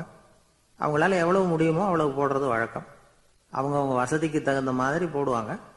வசதி உள்ளவங்களா இருந்தாலும் சரி, வசதியே இல்லாத வறியவர்களா இருந்தாலும் சரி, ஆலய காணிக்கை பெட்டியில காசு போடுறது அவங்களுக்கு ரொம்ப பெருமையான ஒரு செயல். ஒரு சமயம் இயேசு தம்முடைய சீடர்களோடு அந்த ஆலயத்துக்கு வரார். அங்க உட்காந்து ரொம்ப நேரம் வழிபாடு பண்ணிட்டு இருக்கிறார். சீடர்களும் அந்த ஜபத்துல கலந்துக்கிட்டாங்க. வழிபாடு முடிஞ்சுது. இயேசு உட்கார்ந்துருக்கிறார். காணிக்கை பெட்டியில காசு போடுறவங்கள கவனிக்கிறார். சீடர்களும் அதையே கவனிச்சுக்கிட்டு இருக்கிறாங்க. ரொம்ப பேர் வரிசையா வந்தாங்க. அவங்களால முடிஞ்ச அளவுக்கு காசு போட்டுட்டு அவங்க பாட்டுக்கு போய்கிட்டு இருக்கிறாங்க. வசதியானவங்க நிறைய பேர் வந்தாங்க. அதுக்கு மத்தியில வயசான ஒரு அம்மா, அவங்களும் வந்து காசு போட்டுட்டு போறாங்க. இப்போ இயேசு தன்னுடைய சீடர்கள் பக்கம் திரும்பினார். ஒரு கேள்வி கேட்டார். இப்போ இந்த காணிக்கை பெட்டியில நிறைய பேர் வந்து காசு போட்டுட்டு போறத நீங்க கவனிச்சிங்க. இன்னைக்கு இந்த காணிக்கை பெட்டியில ரொம்பவும் அதிகமா காசு போட்டது யார் அப்படின்னு கேட்டார். முதல்ல வந்தார ஒரு பெரிய மனுஷன், அவர் தான் அதிகமா போட்டார் அப்படின்னாரு ஒருத்தர். மூணாவதா வந்தவர் தான் அதிகமா போட்டார், நான் கவனிச்சேன் அப்படின்னாரு இன்னொருத்தர். இப்படி ஆளுக்கு ஒரு விதமா சொல்றாங்க. கடைசியா இயேசு சொன்னாராம், இன்றைக்கு அந்த பெட்டியில அதிகமா காசு போட்டவங்க அந்த வயசான அம்மா தான் அப்படின்னாராம். சீடர்களுக்கு ஒன்றும் புரியல. அந்த அம்மா ரொம்ப ஏழையாச்சே, அவங்க எப்படி அதிகமா காணிக்கை செலுத்த முடியும் அப்படிங்கறது அவங்க சந்தேகம். இயேசு விளக்குனார். நிறைய பேர் வந்தாங்க, நிறையவே காசுகள் போட்டாங்க, அது உண்மைதான். ஆனாலும் அந்த அம்மா என்ன பண்ணாங்க கவனிச்சிங்களா? வந்தாங்க, தன்னுடைய காசு பைய திறந்தாங்க, அப்படியே கொட்டுனாங்க. அதுல இருந்தது ரெண்டு காசுகள் தான். அந்த 2 காசும் காணிக்கை பெட்டியில விழுந்துட்டுது. மற்றவங்கெல்லாம் தங்கள்கிட்ட இருந்த செல்வத்தின் ஒரு சிறு பகுதியை எடுத்து பெட்டியில போட்டாங்க. ஆனா இந்த அம்மா தன்கிட்ட என்ன இருந்ததோ அதை அப்படியே போட்டுட்டாங்க. தன்னுடைய பிழைப்புக்காக வச்சிருந்த அவ்வளவையும் இழக்கிறதுக்கு தயாராயிட்டாங்க. அவ்வளவு தாராள மனசு அவங்களுக்கு. அதனால அவங்க செலுத்தின காணிக்கை தான் அளவுல அதிகம் அப்படின்னார். விலை மதிப்பில்லாத முத்து புதையல் ஒருத்தனுக்கு கிடைக்க போகுதுன்னு வச்சுக்கோங்க. அதன் மதிப்பை உணர்ந்தவன் என்ன பண்ணுவான்? அதை அடையறதுக்காக தன்கிட்ட இருக்கிற எதையும் கொடுக்கறதுக்கு தயாரா இருப்பான் இல்லையா? அது மாதிரிதான் இதுவும் அப்படின்னார். உலக மதிப்பீடுகளை துரும்பா தூசியா மதிச்சு அதையெல்லாம் உதறி விடுகிறவன் இறையருள் அப்படிங்கிற இணையில்லாத செல்வத்தை பெறுகிறான் அப்படிங்கிறது இதுல உள்ள கருத்து. இறைவனுக்காக இழப்பதுன்னா துன்பப்படுகிறவர்களுக்காக, ஏழைகளுக்காக, ஏதுமற்றவர்களுக்காக இழப்பது அப்படின்னு அர்த்தம்.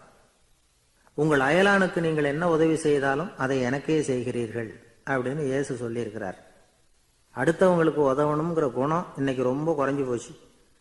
ஒருத்தன் வாழைப்பழத்தோல் வழுக்கி கீழே விழுந்துட்டான்.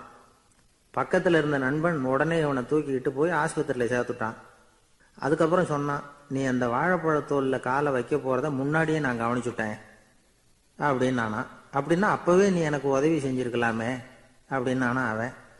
நான் டாக்டருக்கு உதவலாம்னு நினைச்சுட்டேன் அப்படின்னா இவன்.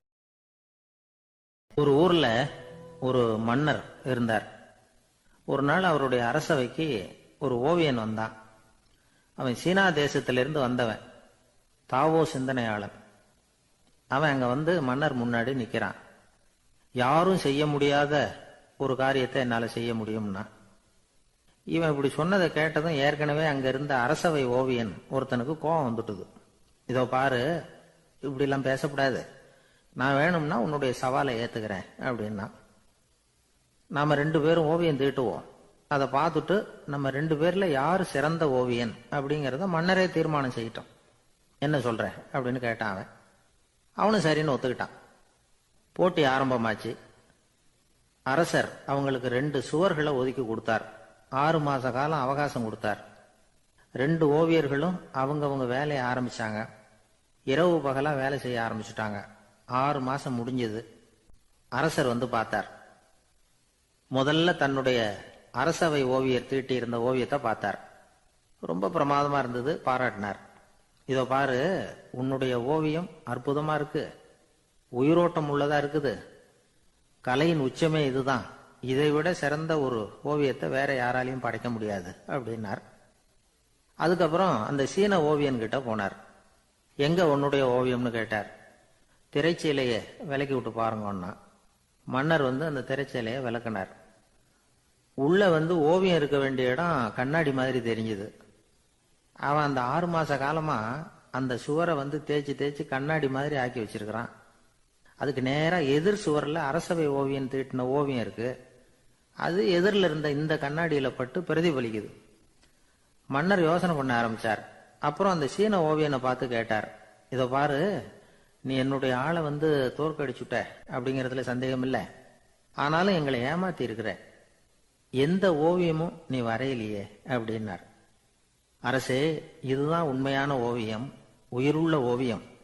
இது வந்து மனோபாவங்களை பிரதிபலிக்கும், மாறுகின்ற காலங்களை அப்படியே காட்டும் அப்படின்னா அந்த சீன ஓவியன். கையால வரைகிற ஓவியங்கள்ல சலனம் இல்லை. கண்ணாடி அப்படி கிடையாது. சக்தியின் ஓட்டம் அதுல எப்பவும் இருந்துகிட்டே இருக்கும். கண்ணாடி மட்டுமே ஜீவனுள்ள ஓவியமா இருக்க முடியுங்கிறத அந்த சீன ஓவியன் தெரிஞ்சு வச்சிருந்தான். ஏன்னா அவன் ஒரு தாவோ சிந்தனையாளன். ஒவ்வொரு குழந்தையும் இந்த கண்ணாடியோட தான் பிறக்குது. ஆனா நாம என்ன செய்யறோம்னா ஓவியங்களை கண்ணாடி மீது பதிப்பிச்சு விடுறோம். கண்ணாடி நம்மளை பிரதிபலிக்குது. நம்முடைய அழகோ அவலட்சணமோ கண்ணாடியை பாதிக்கிறது இல்லை. ஏன்னா அதுக்கு மனம் கிடையாது.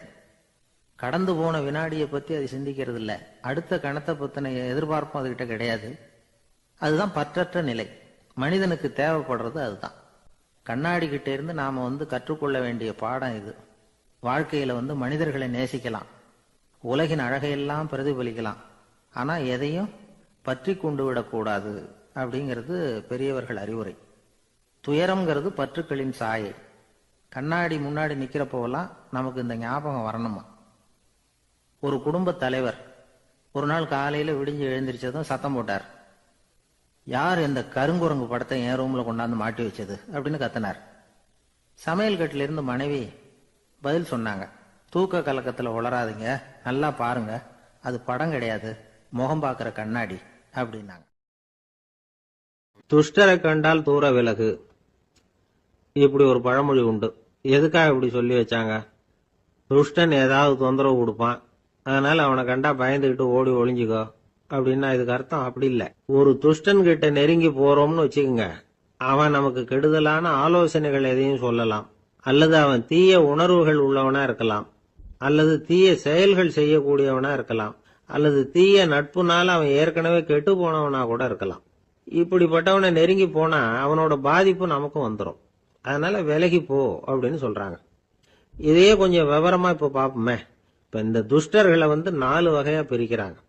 இந்த 4 வகைக்கும் உதாரணம் வேணும்னா வேற எங்கேயும் போக வேண்டியதில்லை, மகாபாரதத்தை பார்த்தாவே போதும். அதுல இந்த 4 வகையான தீயோரும் வர்றாங்க. முதல் வகைக்கு உதாரணம் சகுனி. இவன் மனசுல எப்பவும் தீய எண்ணங்கள் தான் நிறைஞ்சி இருக்கும். கனவுல கூட தீய ஆலோசனைகள். யாராவது ஒருத்தர் நல்லபடியா வாழ்ந்தா அதை இவனால சகிச்சுக்க முடியாது.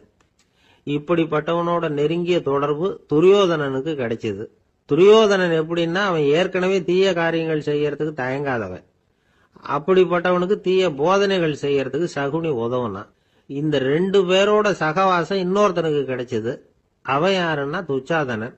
அவன் தீய நடத்தை உள்ளவன். இந்த 3 பேரும் ஒண்ணு சேர்ந்தா என்னத்துக்கு ஆகும்? உலகமே கெட்டு போடும்ல. இந்த 3 துஷ்டர்களோட நல்லவன் ஒருத்தன் வந்து சேர்ந்தான். அவன் தான் கர்ணன். கர்ணன் வந்து இயல்பாவே உத்தம குணம் உள்ளவன். அவன் நல்லவங்களோட சேராம இப்படிப்பட்ட கெட்டவங்க கிட்ட வந்து நட்பு வச்சுக்கிட்டான். அதனால அவனும் தீய செயல்களில் ஈடுபடுறது மாதிரி ஆயிடுது. துரியோதனனுடைய நண்பனா அவனுடைய ஆதரவுல வளர்ந்ததுனால அவனுக்கு துணையா இருக்க வேண்டி இருக்குது அப்படின்னா. நட்பு உரிமையினால உதவி புரிய வேண்டியது சரிதான், அது தப்புன்னு சொல்ல முடியாது. இருந்தாலும் தீய செயல்களுக்கு உதவி செய்யறது சரியில்லை. புத்தி பலம் புஜ பலம் எல்லாம் இருந்தா கூட தெய்வ பலம் இல்லைன்னா ஜெயிக்க முடியாது. கர்ணன் மகா வீரன், இருந்தாலும் கடைசியில் அவன் கதி என்னாச்சு? அவங்ககிட்ட எல்லா நல்ல குணங்களும் இருந்தது, இருந்தாலும் ஏன் இப்படி ஆச்சு? தீயவர்களுடைய சேர்க்கை தான் காரணம். அவங்களோட சேர்ந்ததுனால இவனையும் அப்படியே நினைக்க ஆரம்பிச்சுட்டாங்கல்ல. 4 வகை துஷ்டர்கள்ல இவனும் ஒரு வகை அப்படின்னு சொல்ல ஆரம்பிச்சிட்டாங்க. அதாவது தீய ஆலோசனைக்கு சகுனி, தீய உணர்வுகளுக்கு துரியோதனன், தீய செய்கைக்கு துச்சாதனன், தீய நட்புக்கு கர்ணன். இப்படி உதாரணமாயிட்டான். அதனாலதான் துஷ்டரை கண்டால் தூர விலகு அப்படின்னு சொன்னாங்க. அது புராண காலம். இப்பெல்லாம் நிலைமை கொஞ்சம் வேற விதமா இருக்குது. அன்னைக்கு ஒரு நாள் அப்படிதான் ஒரு காட்டு பாதையில யாரோ ஒருத்தர் அடிபட்டு கிடந்தார். யாரோ ஒரு துஷ்டன் அவனை அடிச்சு போட்டுட்டு போயிட்டான் போல இருக்கு. அந்த வழியா போன ஒருத்தர் பரிதாபப்பட்டு அவனை போய் தூக்குனார், ஆறுதல் சொன்னார். இத பாருங்க, இந்த வழியா எப்பவும் தனியா வரக்கூடாது. ஏன்னா இங்க ஒரு ரவுடி இருந்துகிட்டு வர்றவங்க போறவங்களை எல்லாம் வழிப்பறி பண்ணிட்டு இருக்கிறதா கேள்விப்பட்டிருக்கிறேன் அப்படின்னாராம். இனிமே அப்படி கேள்விப்பட மாட்டீங்க அப்படின்னு அந்த ஆளு. ஏன்னு கேட்டிருக்காரு இவர்.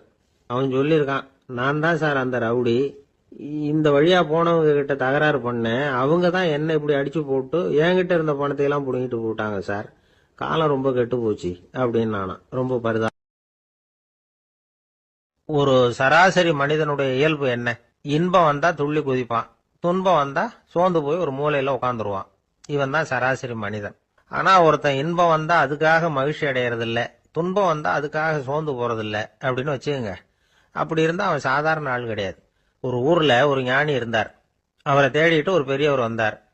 ஐயா, ஞானத்துல சிறந்த ஞானம் எது அப்படின்னு கேட்டாராம். இதுக்கு அந்த ஞானி என்ன பதில் சொன்னார் தெரியுமா?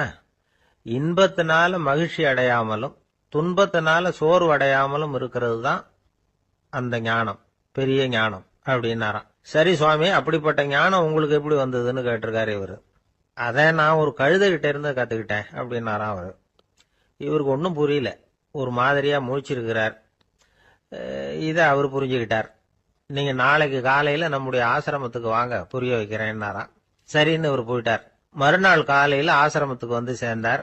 ஞானி அவரை கூப்பிட்டு உட்கார வச்சார். வாங்க, இப்படி உட்காருங்க, கொஞ்ச நேரத்துல இந்த வழியா ஒரு கழுதை போகும், அதை கவனிச்சு பாருங்கன்னாராம்.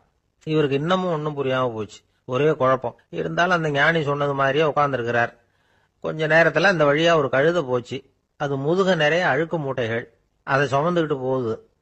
ஒரு செலவு தொழிலாளி அதை ஓட்டிட்டு போறார். கொஞ்சம் தூரத்துல ஒரு ஆறு இருக்கு, அங்க போய் துணியெல்லாம் சுத்தப்படுத்திக்கிட்டு சாயந்தரமா திரும்பி இந்த வழியாவே வருவாங்க. ஞானி சொன்னது மாதிரியே இந்த பெரியவர் அழுக்கு மூட்டையை சுமந்துக்கிட்டு போற அந்த கழுதையை கவனிச்சார். கழுதை போயிட்டுது. அதுக்கப்புறம் ஞானியை திரும்பி பார்த்தார். இப்ப அந்த ஞானி சொன்னார், சாயந்தரம் வரைக்கும் நீங்க இங்கேயே இருக்கணும்னார். அதே மாதிரி இவர் இருந்தார். சாயந்தரமா அந்த ஞானி சொன்னார், ஐயா, இப்ப கொஞ்ச நேரத்துல அந்த கழுதை இந்த வழியா திரும்பி வரும், அதையும் கவனிச்சு பாருங்கன்னார். இவரும் கவனிச்சு பாக்குறார். கழுதை வந்தது. அது முதுகுல சலவை செய்யப்பட்ட துணி மூட்டை, அது பாட்டுக்கு சுமந்துக்கிட்டு போய்கிட்டு இருக்குது. பெரியவருக்கு ஒன்றும் புரியல, பொறுமை இழந்துட்டார்.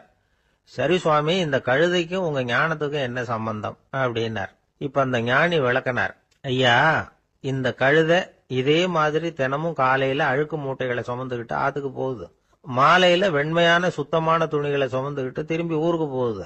காலையில இது போகும் பொழுது முதுகல அழுக்கு மூட்டைகளை சுமந்துக்கிட்டு போறோமேங்கிற வருத்தமும் அதுக்கு கிடையாது. சாயந்தரம் திரும்பி வரும்பொழுது சுத்தமான துணிகளை சுமந்துக்கிட்டு வர்றோமேங்கிற மகிழ்ச்சியும் அதுக்கு இல்லை.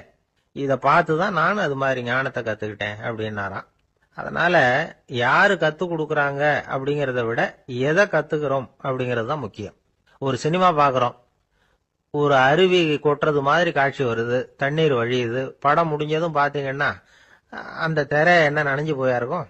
ஒரு தீப்பிடிச்சு எரியிற காட்சியை சினிமாவில் பாக்குறீங்க, காட்சி முடிஞ்சதும் அந்த வெண் திரையே கருகி போயா இருக்கும். படத்துல வர்ற தண்ணீரும் நெருப்பும் அந்த திரையை பாதிக்கிறது இல்ல. நாம அந்த திரை மாதிரி இருக்கிறதுக்கு கத்துக்கணுமா. அந்த பக்குவம் வந்துட்டுதுன்னா இன்பமும் துன்பமும் நம்ம எதுவும் செய்யாது. ஒரு சினிமாவை பாக்குற வரைக்கும் சிரிக்கலாம், அழலாம். பார்த்துட்டு வெளியில வரும்பொழுது அழுதுகிட்டே வரக்கூடாது. ஒருத்தர் வந்தார், அப்படி படம் முடிஞ்சு வெளியில வரும்பொழுது அருவி மாதிரி கண்ணீர் சிந்திக்கிட்டே வரார். ஏன் சார் படம் அவ்வளவு சோகமா அப்படின்னு கேட்டார் இன்னொருத்தர். இல்ல சார், கூட்டம் ரொம்ப குறைச்சல் சார்.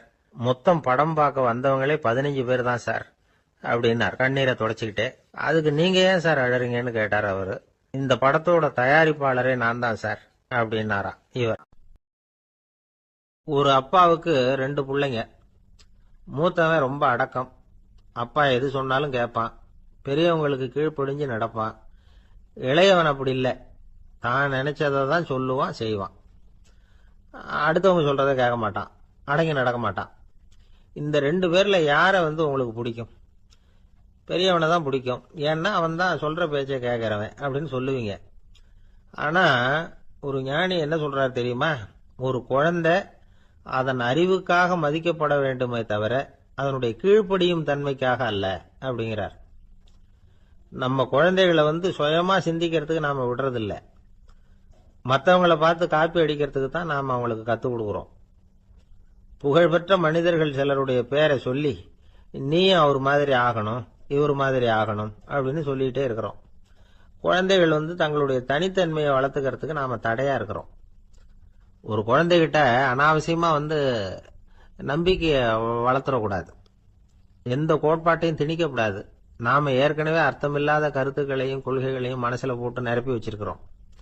இந்த உலகத்துக்கு புதுசா சேர்ந்திருக்கிற ஒரு குழந்தையின் தூய்மையான மனசுல நம்ம கருத்துக்களை அறிமுகம் செய்ய அல்லது திணிக்கிறதுக்கு நமக்கு எந்த அதிகாரமும் கிடையாது. ஒரு குழந்தைய நீ இந்த மதத்தை சேர்ந்தவன் அப்படின்னு பிறந்ததுமே ஒரு முத்திரை குத்தி விடுறோம். இது அதோட சுதந்திரத்தை ஆரம்பத்திலேயே கிள்ளி எறியறது மாதிரி தான். நீங்க ஒரு மதத்தின் வழிமுறைகளை கடைபிடிச்சிட்டு வர்றீங்க, அந்த வழியில போய்கிட்டு இருக்கிறீங்க, சரி, அதனால போறீங்க. அதுக்காக உங்க குழந்தையையும் அதே வழியில தான் வரணும் அப்படின்னு கட்டாயப்படுத்துறதுக்கு உங்களுக்கு என்ன உரிமை இருக்குது?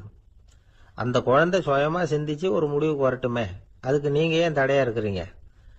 நமக்கு உண்மையிலேயே நம்ம குழந்தை மேல அன்பு இருந்தா இது மாதிரி திணிப்பு வேலைகளை செய்யக்கூடாது. திணிப்பு வேலைகள்ல இருந்து குழந்தைகளை காப்பாத்தினா போதும். அதுதான் ரொம்ப முக்கியம். அடுத்த தலைமுறை அற்புதமான தலைமுறையா உருவாகும். நாம தான் சாதி மத சங்கடங்கள்ல மாட்டிக்கிட்டு தவிக்கிறோம்.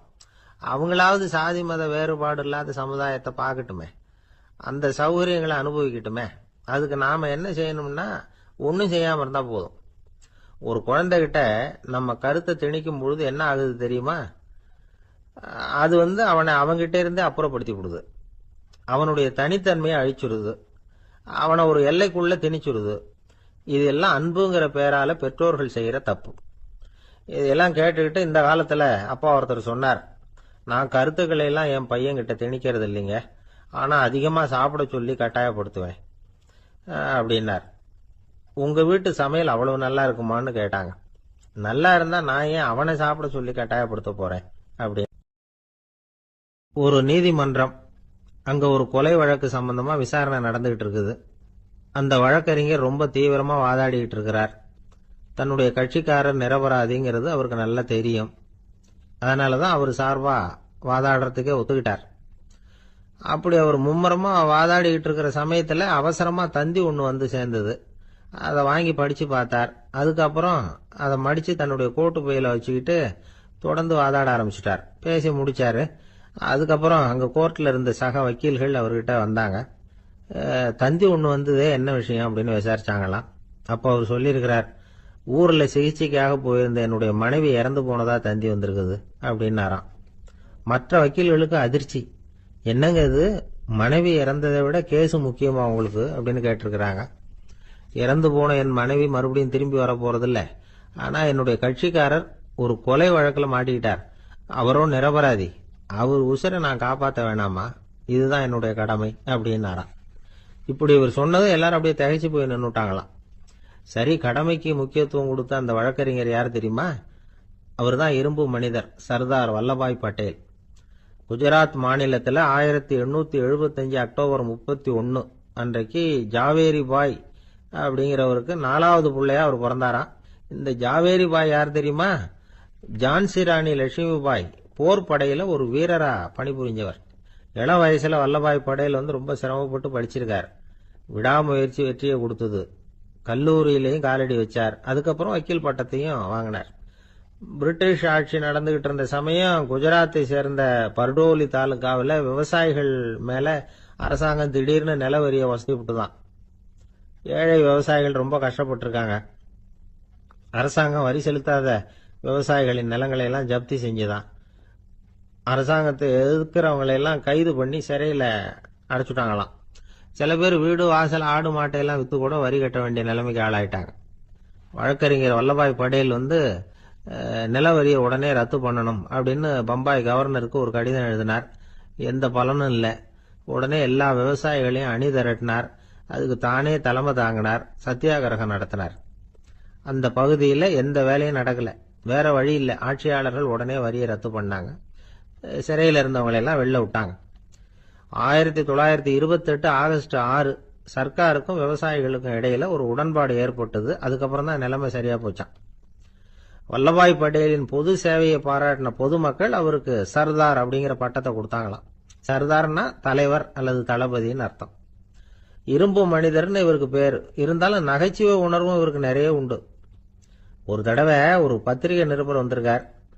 சர்தார் பட்டேல் கிட்ட அவருக்கு பிடிச்ச பண்பாடு கலாச்சாரம் எது அப்படின்னு கேட்கணும்னு ஆசை. அதனால அவரை பார்த்து கேட்டாராம், ஏங்க உங்களுக்கு பிடிச்ச கல்ச்சர் எது அப்படின்னு கேட்டிருக்கார். இதுக்கு சர்தார் பட்டேல் சொன்ன பதில் என்ன தெரியுமா? எனக்கு பிடிச்ச கல்ச்சர் அக்ரிகல்ச்சர் அப்படின்னு. ஒருத்தர் குதிரை ரேஸுக்கு போனார். பணம் கட்டினார், தோத்து போயிட்டார். மறுபடியும் போனார், பணம் கட்டினார், தோத்து போனார். அடுத்த தடவையும் பணம் கட்ட போனப்போ அவரை தடுத்து கேட்டோம், ஏன் சார் ஏற்கனவே விட்டது போதாதா, இன்னமும் இருக்கிறத விடணுமா அப்படின்னு கேட்டோம்.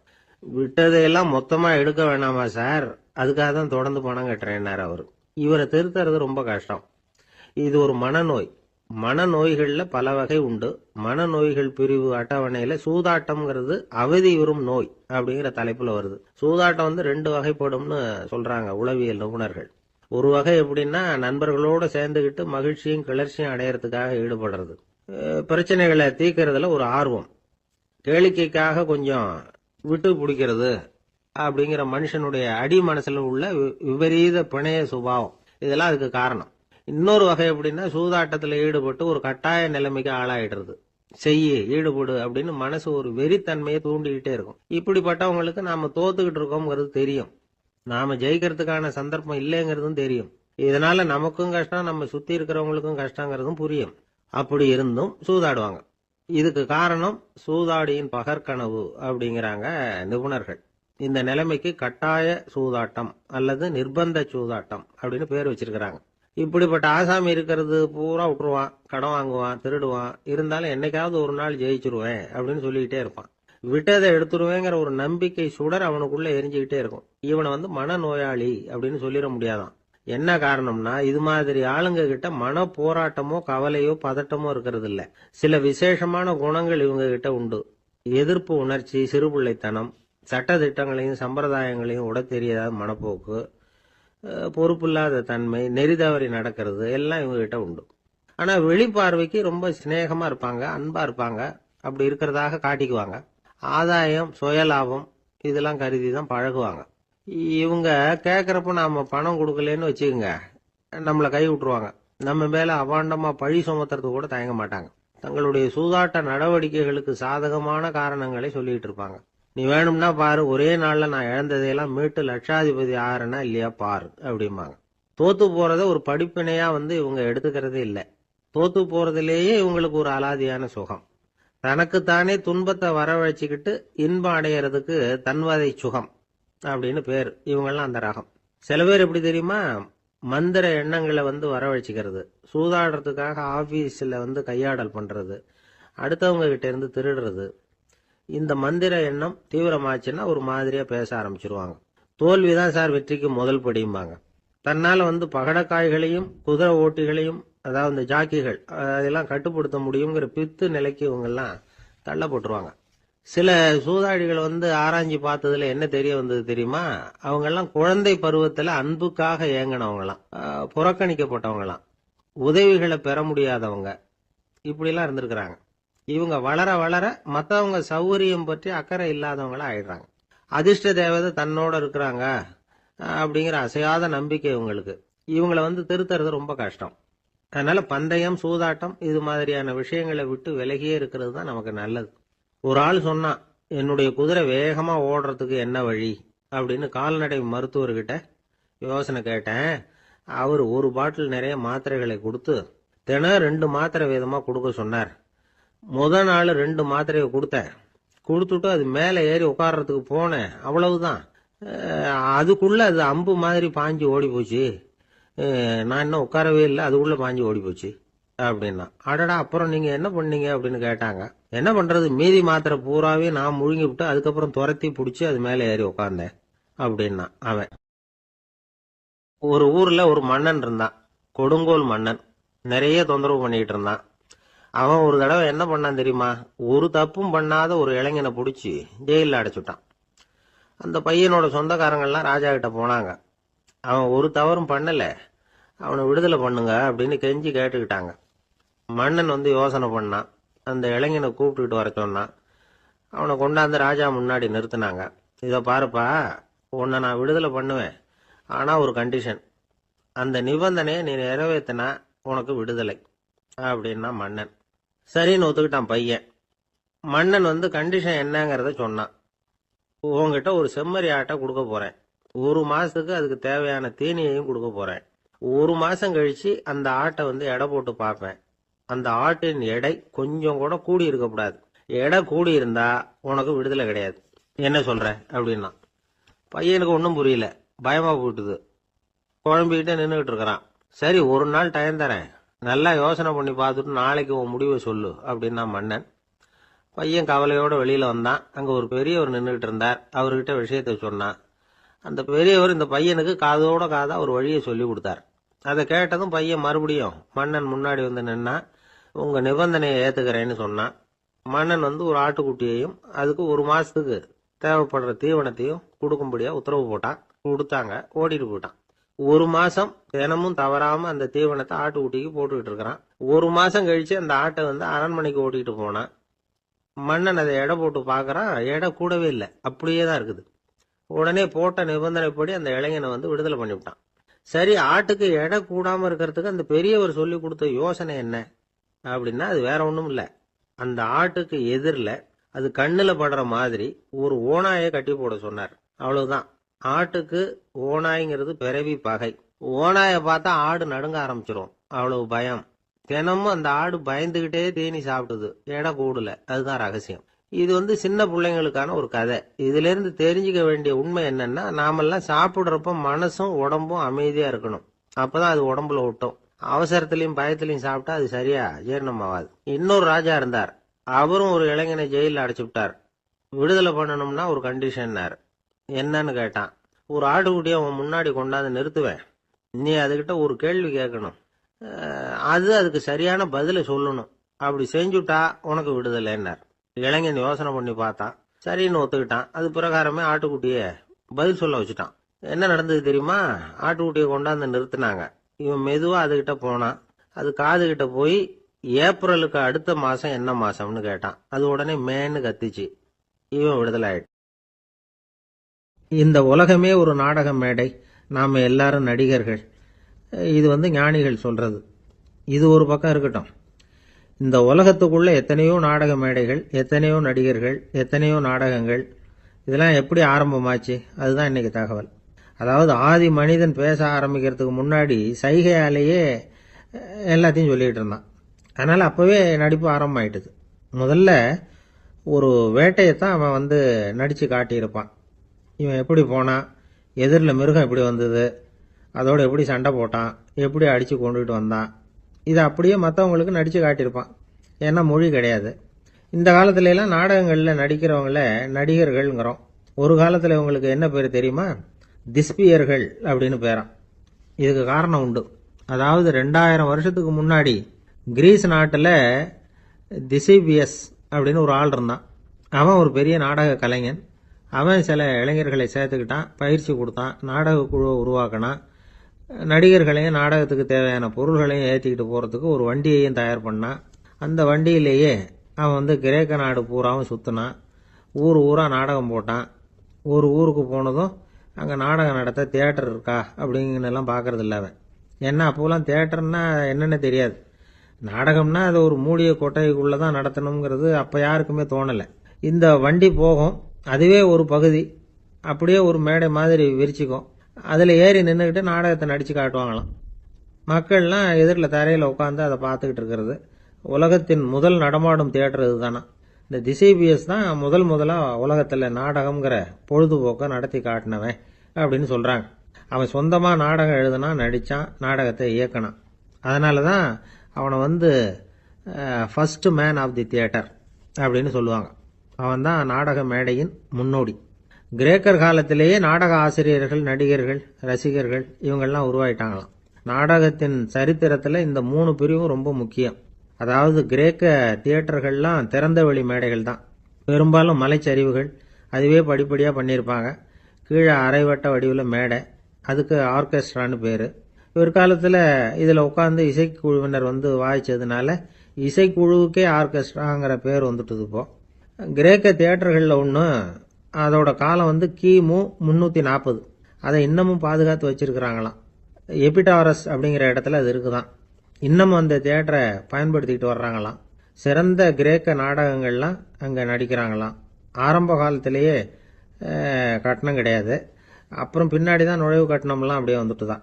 நடிகர்கள் பளபளப்பான ஆடைகள் உடுத்தியிருப்பாங்களாம். இந்த குதிகால் உயர்ந்த காலணிகள் போட்டிருப்பாங்களாம். இதெல்லாம் பழைய குறிப்புகள். பலவிதமான உருவங்களில் மாஸ்க் அப்படின்னு சொல்லப்படுற முகமூடி.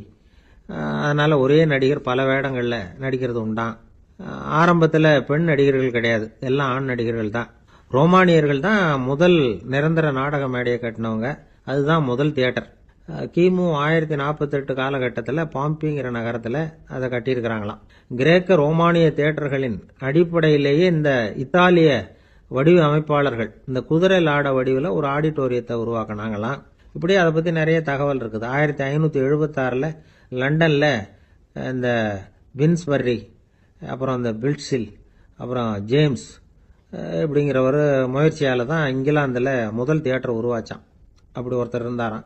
உலக நாடக மேடையின் வரலாறு இதுதான். அதாவது இப்பெல்லாம் அறிவியல் வளர்ச்சி அதிகமாயிட்டுது. திரைப்படம், தொலைக்காட்சி எல்லாம் வந்தாச்சு. ஒவ்வொரு வீடுமே ஒரு குட்டி தியேட்டர் மாதிரி ஆயிட்டுது. தொலைக்காட்சி முன்னாடி உட்காந்து எழுந்திருக்கவே மனசு வர்றதில்லை. ஒரு அம்மா ஒரு மனோதத்துவ டாக்டரை தேடிட்டு வந்தாங்களாம் இந்த காலத்தில். டாக்டர், எங்கள் வீட்டுக்காரர் எப்போ பார்த்தாலும் டிவி முன்னாடி உட்காந்துக்கிட்டு அதையே வெறிச்சு பார்த்துக்கிட்டு இருக்கிறார், உத்து பார்த்துக்கிட்டு இருக்கார், எனக்கு சந்தேகமாக இருக்குன்னாங்களாம். இது மனக்கோளாறு இல்லைங்க, ஆர்வ கோளாறு, அவ்வளவுதான், இதுக்காக பயப்படாதீங்கன்னாரான் டாக்டர். அப்படி இல்லை டாக்டர், டிவி ஓடும் பொழுது நாம் எல்லாம் அதை பார்க்குறோம் சரி, ஆனால் அவர் அப்படி இல்லை, டிவியை நிறுத்தினதுக்கு அப்புறமும் அதையே உத்து பார்த்துட்டு உட்காந்துருக்கிறார், அதனால தான் சந்தேகப்பட்டு உங்ககிட்ட வந்தேன் அப்படின்னாங்களாம்.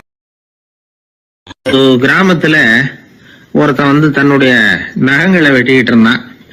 வெட்டி முடிச்சதும் ஒரு வயசானவர் அவனை பார்த்து, அதெல்லாம் அடுத்தவன் கண்ணில் படுறது மாதிரி போட்டுறாதப்பா, ஆபத்துன்னார். என்ன ஆபத்துன்னு கேட்டான் இவன். எவனாவது பில்லி சூனியம் வைக்கிறவன் எடுத்துட்டு போயிட போறான் அப்படின்னாரு அவர். வேண்டாத ஒருத்தனுக்கு ஏதாவது கெடுதல் பண்ணணும்னா உடனே மந்திரவாதியை தேடி போறது உண்டு. மந்திரவாதி என்ன பண்ணுவாருன்னா, யாருக்கு சூன்யம் வைக்கணுமோ அவனோட காலடி மண்ணு, முடி, நகம் இதையெல்லாம் அவனுக்கு தெரியாம எடுத்துட்டு வா அப்படிம்பார். இது மட்டும் இல்ல, அழுக்கு துணி, வேறு மனித உருவம் மாதிரி செய்யப்பட்ட பொம்மை இதெல்லாம் கூட மந்திரவாதிகள் பயன்படுத்துறது உண்டு. இதெல்லாம் ஏமாத்து வேலை. மனிதனுடைய முடி, நகம் இதெல்லாம் வெட்ட வெட்ட வளருது இல்லையா, அதனால அதுக்குள்ள உயிர் இருக்கிறதாக ஆதி மனிதர்கள் நம்பி இருப்பாங்க. அதனால மனுஷங்கிட்ட இருந்து அதெல்லாம் பிரிக்கப்பட்ட பிறகும் கூட அதுகளுக்கும் அந்த மனுஷனுக்கும் தொடர்பு இருக்கிறதாக அவங்க நம்பினாங்க. அந்த நம்பிக்கை தொடர்ந்து அதோட விளைவாதான் இன்னைக்கு மந்திரவாதிகள் நகத்தையும் முடியையும் எடுக்கிறாங்க. அந்த நகத்துக்கும் முடிக்கும் ஒரு பாதிப்பு உண்டாக்குனா அது சம்பந்தப்பட்டவனுக்கு போய் சேரும் அப்படிங்கறது அவங்க நினைப்பு. அவ்வளவுதான் விஷயம். இது மாதிரி நம்பிக்கைகள் தான் இன்னைக்கு நகம், முடி இதையெல்லாம் மற்றவங்க கண்ணில் படும்படி போடக்கூடாது அப்படிங்கிற வழக்கத்தை உண்டாக்கி விட்டுது. ஒருத்தர் பேர் என்னன்னு கேட்டு தெரிஞ்சுட்டு போய் அந்த பேரை வச்சு அவனோட ராசி பலனை கணிச்சு அவனுக்கு ஏற்பட இருக்கிற கெட்ட நேரத்துல அவனுக்கு சூன்யம் வச்சா அது உடனே பலிக்கும் அப்படின்னு ஒரு நம்பிக்கை. அது மட்டும் இல்ல, சூன்ய தகட்டுல பேரை எழுதி புதைக்கிறதும் உண்டு. இதனாலதான் பெண்கள் கணவன் பேரை சொல்லாத பழக்கம் ஏற்பட்டுதான். அதாவது பேரை கேட்டுக்கிட்டு போய் ஏதாவது கெடுதல் பண்ணிவிட்டா என்ன பண்றது அப்படிங்கிற பயம். அப்படி ஆரம்பிச்ச பழக்கம்தான் இன்னைக்கு ஏதோ மரியாதைக்காக கணவன் பேரை வந்து பிறர் முன்னிலையில சொல்றது இல்ல அப்படிங்கறது மாதிரி ஆயிட்டுது. மந்திரவாதிகள் நம்ம ஊர்ல மட்டும்தான் இருக்கிறாங்கன்னு நினைக்காதீங்க, உலகம் பூரா உண்டு. பிசி தீவில் வாழக்கூடிய மக்கள் என்ன செய்வாங்களாம் தெரியுமா? இது மாதிரி மாந்திரீகம், செய்வன, பில்லி, சூனியம் இதெல்லாம் தங்களை பாதிக்காம இருக்கிறதுக்காக வீட்டை சுத்தி அகழி வெட்டி அதுல தண்ணீரை வந்து நிரப்பி வச்சிருவாங்களாம். ஆஸ்திரேலியாவில் இருக்கக்கூடிய பழங்குடி மக்கள் கிட்ட ஒரு பழக்கம், ஏதாவது பழங்கள் சாப்பிட்டா அதோட விதைய தண்ணீர்லயோ அல்லது ஆத்துலயோ போட்டுருவாங்களாம். வெளியில போட்டுட்டா அதை எடுத்து செய்வினைக்கு பயன்படுத்திடுவாங்க அப்படிங்கிற பயம். இது மாதிரி உலகம் பூராவும் செய்வினையின் மூலம் அடுத்தவங்களுக்கு பாதிப்பை உண்டு பண்ண முடியும் அப்படிங்கிற நம்பிக்கை இருக்கத்தான் செய்யுது. பொதுவா எல்லா ஊர்லயுமே நகம், முடி, காலடி மண்ணு, மனித உருவ பொம்மை இததான் மந்திரவாதிகள் பயன்படுத்துறாங்களாம். இந்த பில்லி, சூனியம், செய்வினை இதுல இருக்கிற உண்மை என்ன தெரியுமா? நகமோ முடியோ எதையும் செய்யறது இல்ல, சம்பந்தப்பட்டவனுக்கு ஏற்படுற பயம் இருக்கு பாருங்க, அதுதான் பாதிக்கும். இது மனநிலையை பொறுத்த விஷயம், வேற விஞ்ஞான ரீதியான பாதிப்பு இதுல வந்து எதுவும் கிடையாது. நம்ம ஊர்ல ஏற்பட்ட பகுத்தறிவு சிந்தனைகள், மூட நம்பிக்கைகளை எவ்வளவோ குறைச்சிருக்குது. இருந்தாலும் ஏமாந்து போறவங்க இன்னும் இருந்துகிட்டு தான் இருக்கிறாங்க. இந்த காலத்துல சின்ன குழந்தைகளை கூட ஏமாத்துறது கஷ்டம். ஒரு குழந்தை கேட்டுதான், ஏன்பா பிரார்த்தனை பண்ணுனா நமக்கு எல்லாம் கிடைக்குமா அப்படின்னு தான். ஓ கிடைக்குமே அப்படின்னாராம் அப்பா. நீ வச்சிருக்கிறிய பேனா அது கூட கிடைக்குமா அப்படின்னு கேட்டுதான் குழந்தை. ஓ கிடைக்கும் அப்படின்னாராம். அப்படின்னா நீ வச்சிருக்கிற பேனாவை என்கிட்ட கொடுத்துரு, அதுக்கப்புறம் நீ பிரார்த்தனை பண்ணி வேற ஒரு பேனாவை வாங்கிக்கோ அப்படின்னு தான் அந்த சின்ன குழந்தை. ஒரு ராஜா இருந்தார். அவர் ஒரு பெரிய கோயில் கட்டினார். பல ஊர்கள்ல இருந்து சிற்பிகள்லாம் கொண்டுகிட்டு வந்தார். அழகழகா சிற்பங்களை செய்ய சொன்னார். ஊர்ல உள்ள ஜனங்களும் கோயில் கட்டுறதுக்கு அவங்களால முடிஞ்ச உதவியை செஞ்சாங்க. ராத்திரி பகலா வேலை நடக்குது. கோயில் கொஞ்சம் கொஞ்சமா வசந்துகிட்டே வந்துட்டுது. அந்த ஊர்ல ஒரு வயசான அம்மா இருந்தாங்க, ரொம்ப ஏழை. அவங்களுக்கு மனசுக்குள்ள ஒரு உறுத்தல், இந்த ஊர்ல எல்லாரும் இந்த கோவில் கட்டுறதுக்கு அவங்களால முடிஞ்ச உதவியை பண்ணிட்டு இருக்கிறாங்க, நம்மளால ஒன்றும் பண்ண முடியலையே அப்படின்னு நினைச்சு கவலைப்பட்டாங்க. அவங்களுக்கு வந்து மனசு கேட்கல, ஏதாவது செய்யணும் நம்மளால முடிஞ்சது அப்படின்னு யோசனை பண்ணாங்க. நல்ல வெயில் நேரத்துல சிற்பிகள்லாம் ரொம்ப சிரமப்பட்டு சிலை வடிச்சுக்கிட்டு இருக்கிறாங்கல்ல, அவங்களுக்கு அந்த நேரம் தாகம் எடுக்குமே, அதனால சிரமப்பட்டு ஒரு குடத்துல தண்ணி எடுத்துக்கிட்டு அதை இடுப்புல வச்சுக்கிட்டு மெதுவா கொண்டுகிட்டு அங்க போறது அப்படின்னு முடிவு பண்ணிட்டு அந்த அம்மா போச்சு. அங்க போய் வேலை செய்யறவங்களுக்கு தாகம் எடுக்கிற போலாம் ஒரு கோவலையில தண்ணியை எடுத்து கொடுத்துக்கிட்டு இருக்கிறது. இப்படியே பண்ண ஆரம்பிச்சுட்டு அந்த அம்மா. ஏதோ அந்த அம்மாவால முடிஞ்ச ஒரு சின்ன உதவி இது. இப்படி கொஞ்சம் கொஞ்சமா வேலை நடந்தது. கோபுரம் வசந்தது, எல்லா வேலையும் முடிஞ்சது.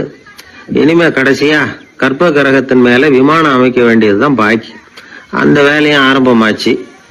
அந்த சிற்பிகள்லயே அனுபவசாலியான ஒருத்தர் இந்த அம்மாவை தேடிட்டு வந்தார். பாட்டி, உங்ககிட்ட இருக்கிற ஏதாவது ஒரு பொருளை கொடுங்க, அந்த விமானத்துல வைக்கலாம் அப்படின்னு நாங்க நினைக்கிறோம் அப்படின்னார். இந்த அம்மாவுக்கு ஒன்றும் புரியல. ஏதாவது இருந்தாவில கொடுக்கலாம், எதுவும் இல்லையே, என்ன பண்றது யோசனை பண்ணாங்க. இத பாருப்பா, என்கிட்ட என்ன இருக்கு, இந்த வாசப்படியில கிடக்குது, இந்த கல்லு தான் இருக்குது, வேணும்னா இத எடுத்துட்டு போங்க அப்படின்னாங்க. உடனே அந்த கல்லை பேத்து எடுத்துட்டு போயிட்டாங்க அவங்க. அங்க போய் பார்த்தா என்ன ஆச்சரியம், அந்த விமானத்து உச்சியில கலசங்களை அமைக்கிறதுக்கான பிரம்ம எந்திரத்தை மூடுற கருங்கல் ஒண்ணு தேவையா இருந்தது. இவங்க எடுத்துட்டு போன கல்லு அதுக்கு ரொம்ப பொருத்தமா அமைஞ்சு போச்சு. ஏதோ அதுக்காகவே அளவெடுத்து செஞ்சது மாதிரி அமைஞ்சுட்டுது. அந்த கல்லையே அங்க அப்படியே பதிச்சுட்டாங்க. ஒரு வழியா கோவிலை கட்டி முடிச்சாங்க. அடுத்தது கும்பாபிஷேகம், அதுவும் ரொம்ப சிறப்பா கோலாகலமா நடந்து முடிஞ்சது. இவ்வளவையும் பார்த்த அந்த ராஜாவுக்கு மனசுக்குள்ள ரொம்ப பெருமையா இருந்தது.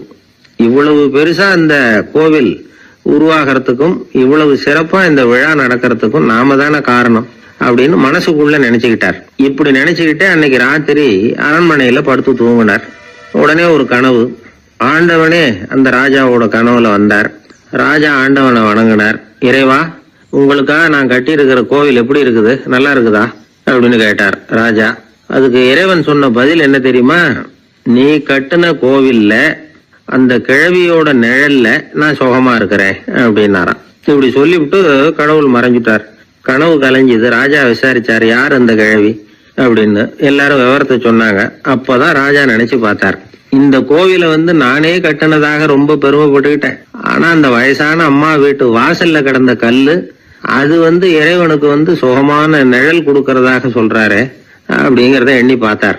நான்கிற எண்ணம் வந்து நழுவி போயிட்டுதான். கோபுரம் எவ்வளவு பெருசுங்கிறது முக்கியம் இல்ல, குணம் எவ்வளவு பெருசுங்கிறது தான் முக்கியம்.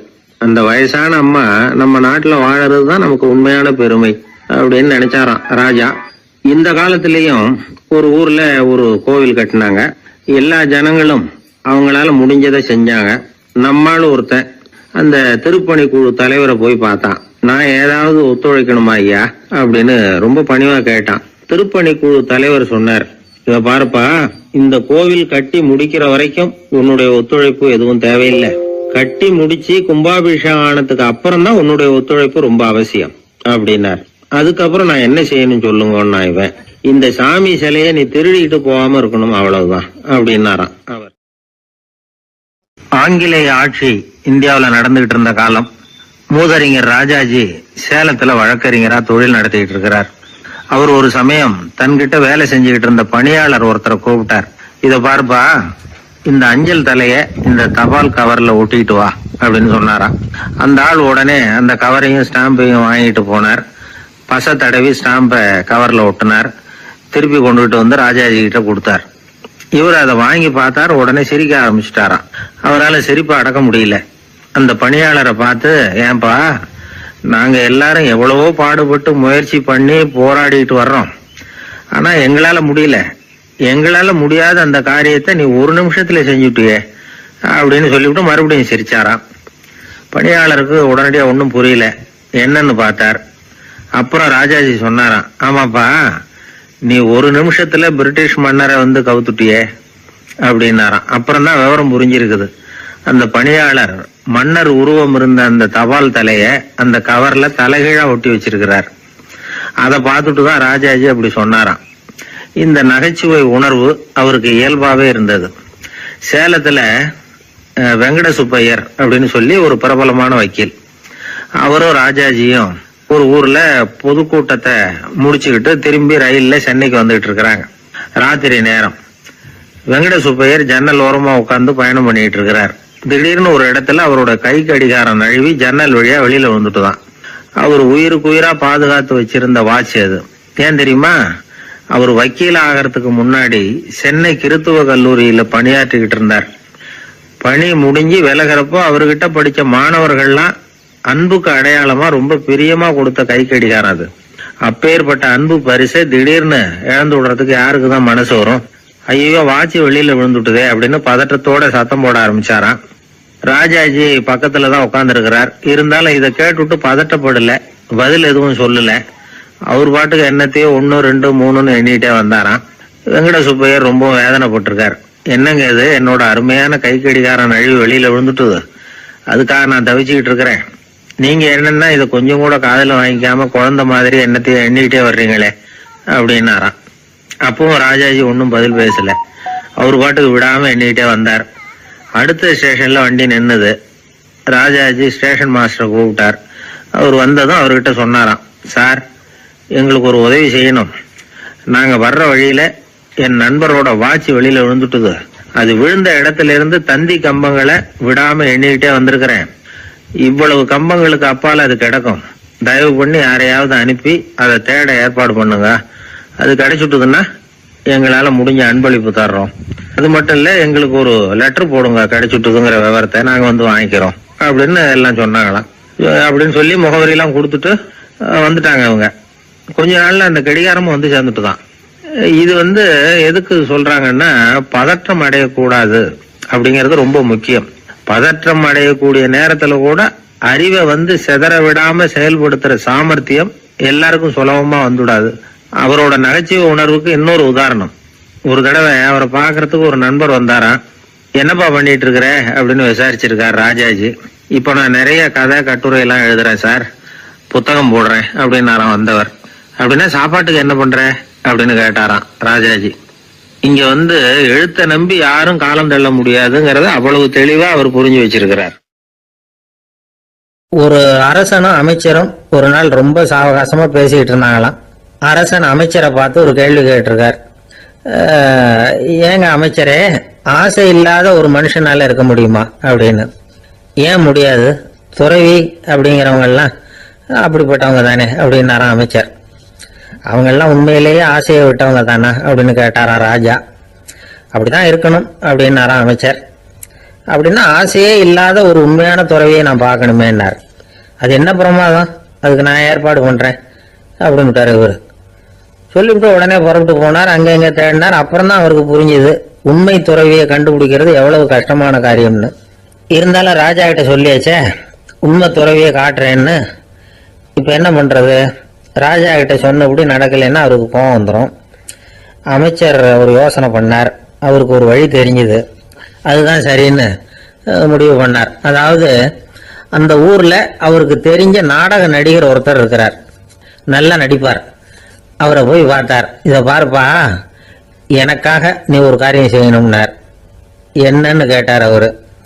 நீ ஒரு துறவி மாதிரி கொஞ்ச நேரத்துக்கு நடிக்கணும். ராஜா உன்னை பார்த்துட்டு போற வரைக்கும் நடி, அது போதும். அதுக்காக உனக்கு 10,000 ரூபாய் தரேன் அப்படின்னார். அவர் எந்த காலத்துல இவ்வளவு பணத்தை மொத்தமா பார்த்திருக்காரு. அதனால உடனே சரின்னு ஒத்துக்கிட்டார். அமைச்சர் அரண்மனைக்கு திரும்பி வந்தார். என்ன அமைச்சரே, இன்னுமா ஒரு உண்மையான துறவி கிடைக்கலன்னார். உண்மையான துறவி ஒருத்தரை இப்பதான் கொஞ்ச நேரத்துக்கு முன்னாடி பார்த்து பேசிவிட்டு வர்றேன். அவர் நம்ம ஊருக்கு வெளியில குளத்தங்கரையில உள்ள ஒரு ஆலமரத்துக்கு அடியில் உட்கார்ந்துருக்கிறார் அப்படின்னார் இவர். அப்படின்னா உடனே புறப்படுங்க அப்படின்னார் ராஜா. பரிவாரங்களோட புறப்பட்டார். அங்க அந்த மரத்தடியில அந்த ஆளு வேஷம் போட்டுக்கிட்டு துறவி மாதிரி உட்காந்துருக்கிறான். ராஜா நேரா போனார். அந்த துறவி காலில் பொத்துன்னு விழுந்து வணங்கினார். உடனே ராணியும் அவர் காலில் விழுந்தாங்க. அடுத்தபடியா அமைச்சர் வந்தார். அவருக்கு தெரியும் இது நம்ம ஆளுதான்னு. இருந்தாலும் என்ன பண்றது, நேரம். அப்புறம் பரிவாரங்கள்லாம் துறவி காலில் விழுந்து ஆசீர்வாதம் வாங்கிட்டாங்க. ராஜா அப்புறமா தங்கத்தட்டுல பொண்ணையும் பொருளையும் வச்சு அந்த துறவி கிட்ட ரொம்ப பணிவா நீட்டுறார். தாங்கள் தயவு பண்ணி இதை ஏத்துக்கணும் அப்படின்னு வேண்டிக்கிட்டார். அந்த துறவி பற்று இல்லாம அதை பார்த்தார். எல்லாத்தையும் திறந்துட்ட எனக்கு இதெல்லாம் எதுக்காக அப்படின்னு சொல்லி அதை மறுத்துட்டாராம். ஆஹா, உண்மையான துறவியை பார்த்துட்டோம் அப்படிங்கிற ஆனந்தம் அரசருக்கு. ரொம்ப நிம்மதியா திருப்தியா திரும்பி வந்தார் அரண்மனைக்கு. அதுக்கப்புறம் அமைச்சர் யாருக்கும் தெரியாம அந்த துறவிகிட்ட ஓடினார். சொன்ன பிரகாரம் பணத்தை நீட்டினார். இந்தப்பா, நான் உங்ககிட்ட சொன்னபடி 10,000 ரூபாய் பணம் எடுத்துக்கோ அப்படின்னார். அந்த ஆளு ராஜா கிட்ட சொன்னது மாதிரியே எல்லாத்தையும் திறந்துட்ட எனக்கு இதெல்லாம் எதுக்காக வேணாம் அப்படின்ட்டாராம். நடிச்ச வரைக்கும் போதும்பா, இனிமே இந்த நாடக வசனம்லாம் வேணாம், வேஷத்தை கலைச்சிரு, பணத்தை வாங்கிக்கோன்னார். இல்லைங்க, இது வேஷம் இல்லை, இது வசனமும் இல்லை, இது உண்மை. கொஞ்ச நேரம் துறவி மாதிரி நடிச்சதுக்கே இந்த தேசத்து ராஜா ராணி அமைச்சர் பரிவாரங்கள் எல்லாம் என் காலில் விழுந்து வணங்குறாங்க. அப்படின்னா உண்மையான துறவியா இருக்கிறது எவ்வளவு பெருமையான விஷயம். நான் உண்மையான துறவியா ஆக போறேன், அப்படி முடிவும் பண்ணிட்டேன் அப்படின்னார் அந்த நடிகர். வேஷம் கூட எப்படிப்பட்ட விளைவுகளை உண்டு பண்ணுது பாத்தீங்களா. நம்மால் ஒருத்தன் ரொம்ப வசதியா தான் இருந்தான். ஒரு நாள் அவன் சொத்து பூரா திருட்டு போட்டுது. அதுக்கப்புறம் இவன் துறவி மாதிரி ஆயிட்டான்.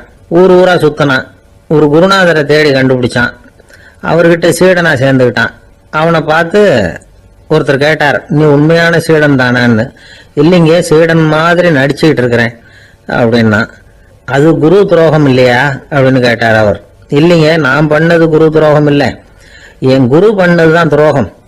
என்னுடைய பணத்தை கொள்ளையடிச்சது இவர் தான்.